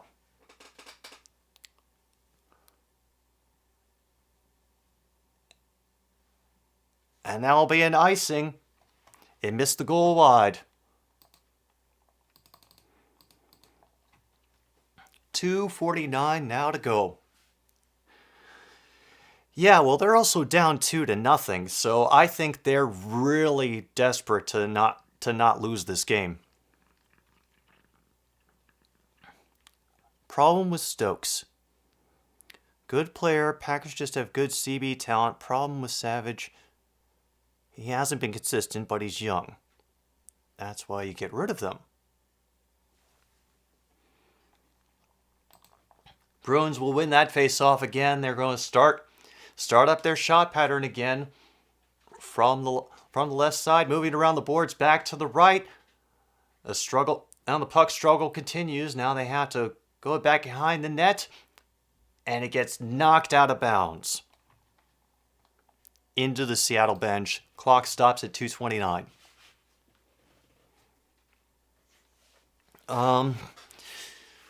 Bruins fans, I think from this game, it's not that the Bruins played badly. I think they played, a very fast-paced, aggressive game. But there were moments when they slowed down too much, wasted opportunities, allowed the Kraken forecheck to take and to stymie them, and had too many turnovers over in the neutral zone.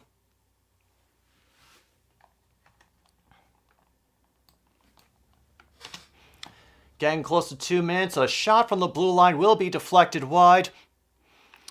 And so continues the barrage on Mr. Jones.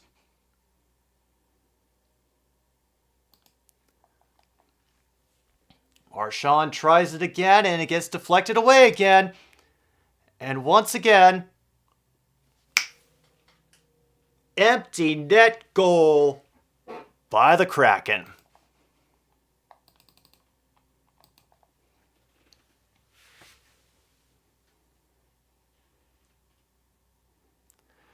The Kraken could be the first team this season to beat the Bruins in regulation at TD Garden.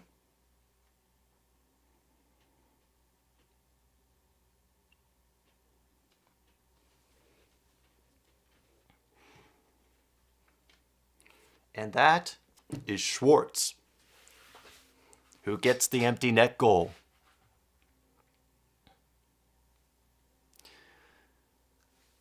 I noticed that they are doing a very tight focus on the action on the ice. They no longer have an empty net, by the way. And they will dump it, the Kraken will dump it out to neutral zone. Once again, get control after the Bruins attempt to dump it back in. And now they're just trying to grind out the time. Yeah, they are crack-a-lacking. Whoever the Broncos can get as QB, damned if I know at this point. Are they desperate enough to go for Lamar Jackson?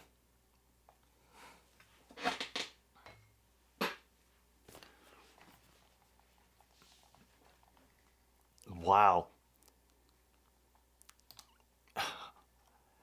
The Kraken are on their own winning streak from their Canadian trip.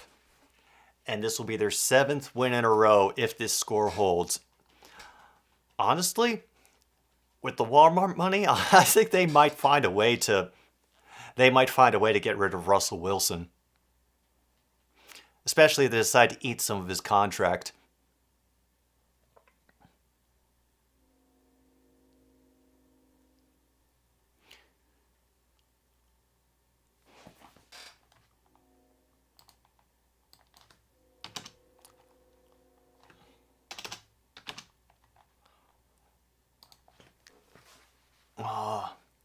There's cities named Russell and Wilson in Kansas, about 25 minutes apart. And honestly, Sorky, at this point, I don't think anybody will take Rogers. But ThIIIrd thinks that Russ could bounce back in 2023. I mean, it's possible. But I think he'd have to do it on a much better Broncos team than he had this year.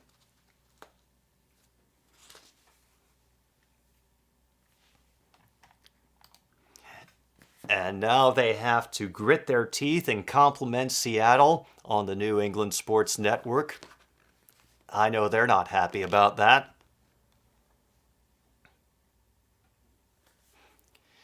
A competent coaching staff would also help too.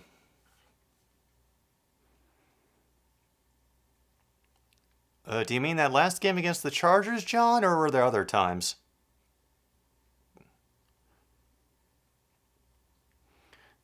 Well, at least Bruins are still trying at the end. Still trying to push through and get at least one goal. But there will be a battle that will end things along the boards.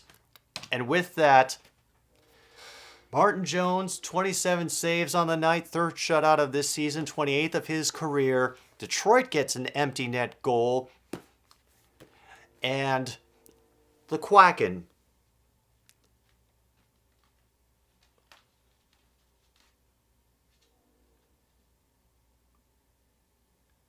have won 3-0, and they break the Bruins streak of scoring in regulation. What do you know? 3-0 Seattle over Boston. All right, well, we still got some. This has been a relatively quick game, so I think we can have some time to talk other sports. We'll go for a little bit longer. Meanwhile, the Flames have gotten up 1-0 on the Blues. Matt Ryan, who the hell knows? Washington and Carson Wentz, who the hell knows? Honestly, all I'm wondering is if Jim Irsay is going to, get himself decapitated in a drunk driving accident, or if Dan Snyder is still going to be owning the team come next season. Excuse me.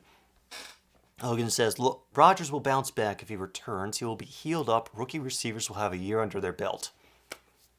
Yeah, let's also hope that the draft and free agency will be fortuitous for you. Yeah, Atlanta did a good thing dumping Matt Ryan. They were able to get Ritter some playing time, a little more experience, and they weren't the worst team in the league this year.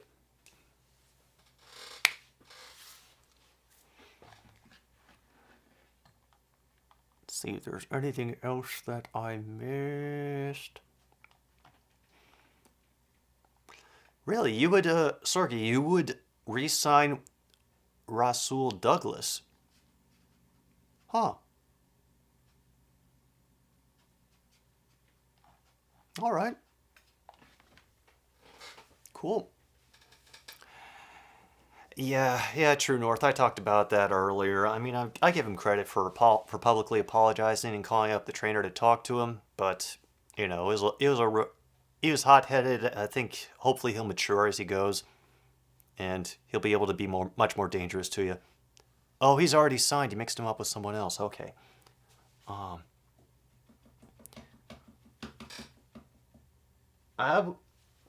For most hated player, my vote would probably be, I think,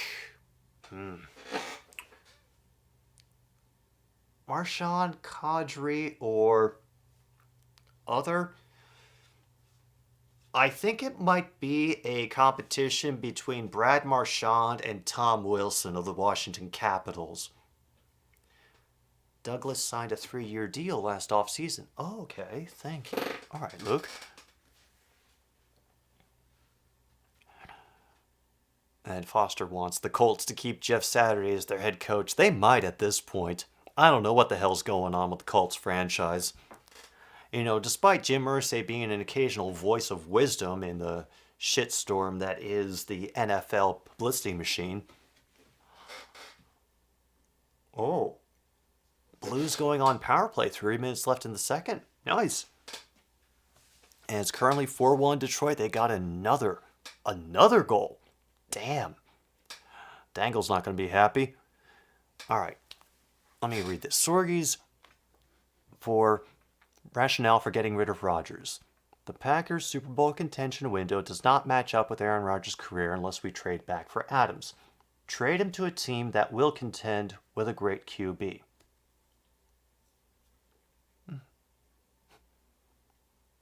Sorgi and Jim B. co-stream?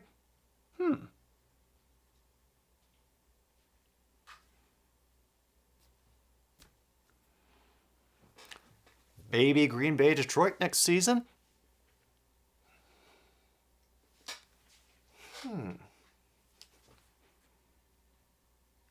If you're interested in Sorgi, I'm up for it. I'll probably be available. Meanwhile, Detroit has finalized the victory over Toronto, 4-1.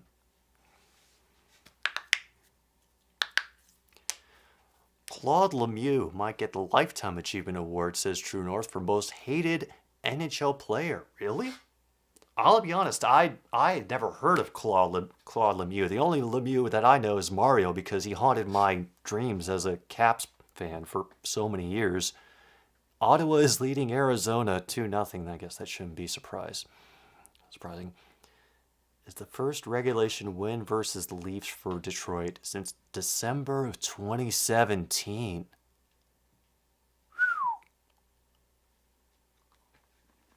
Wow. Technically, I am on Twitter, Sorgi. Kind of the same name, except it's my full last name, spelled like Churchill, but with a B. pretty easy to find me on there. I also follow Grossi and LQ, so you could probably find me in their replies once in a while.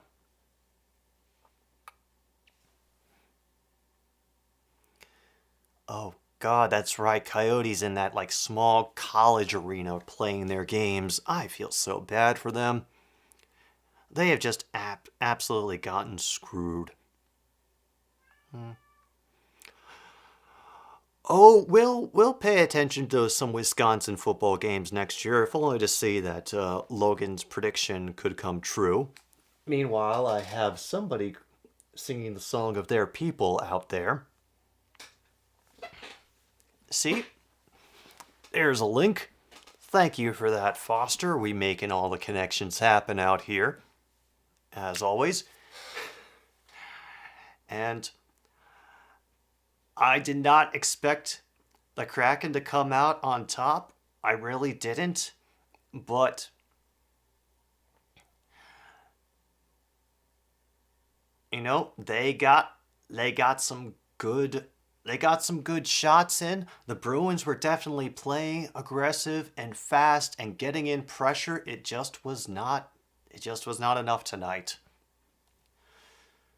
You know, Seattle was able to escape with a win, and I'm sure they'll recover for the next game, which is supposed to be, I think, against I think they're against Toronto, actually.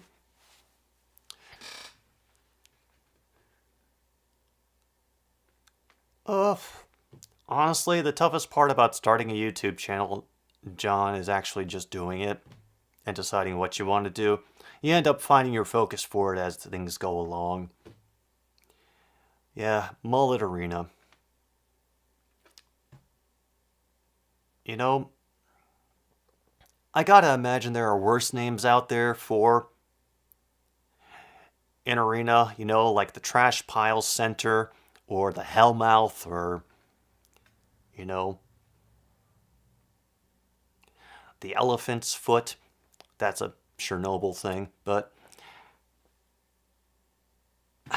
yeah, Mullet Arena is pretty, yeah, I mean even Ball Arena, you can at least snigger about that, because, you know, we're all 13 deep down inside, but, oh, Mullet.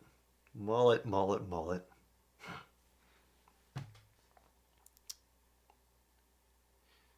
Oh. Sergey has Wisconsin with a ceiling of 11-1, a floor of 7-5. Footprint Center in Phoenix. I mean, that at least sounds like it's a unique name. But just damn Mullet. Yeah. Well,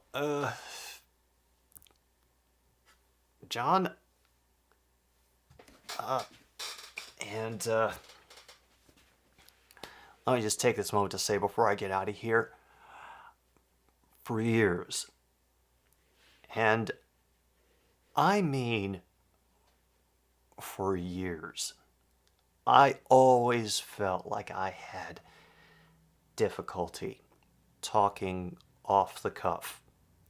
I could feel myself leaving long pauses while I would search my mind frantically for exactly what I wanted to say, because I didn't want to be misunderstood. I didn't want something to come across the wrong way, for the wrong word to slip out and completely change everything. And I can imagine it's even worse, you know, for somebody who stutters. You know, even with all of, you know, the practice, the exercises, and everything else, it's still something that one can be very self-conscious about. And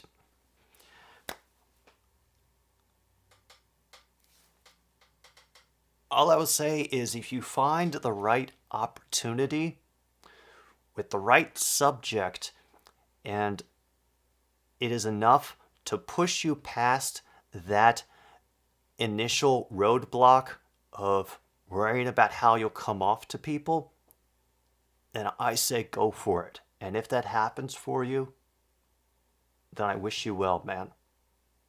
I really do. Meanwhile, the Flames are up 1-0 and the Crypto.com arena. Ugh. Yeah. That name really didn't hold up very well, did it? No, it did not. But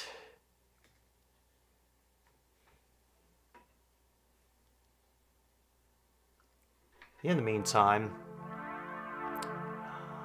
that is going to do it for this episode of Another Stupid Sports Show. Hey, John, I know I don't know you very well, but I just say, you know what? If you find something you really want to do with it, try. That's all you can do. Yeah, if Lambeau Field gets a corporate name, we're going to set the place on fire. Thank you for being here, everybody. I'll be back on Saturday at 4:30 or whenever that will be, for the San Francisco-Seattle game. I hope to see as many of you there as can possibly make it. Take care of yourselves, be well, and good night, Milwaukee, wherever you are.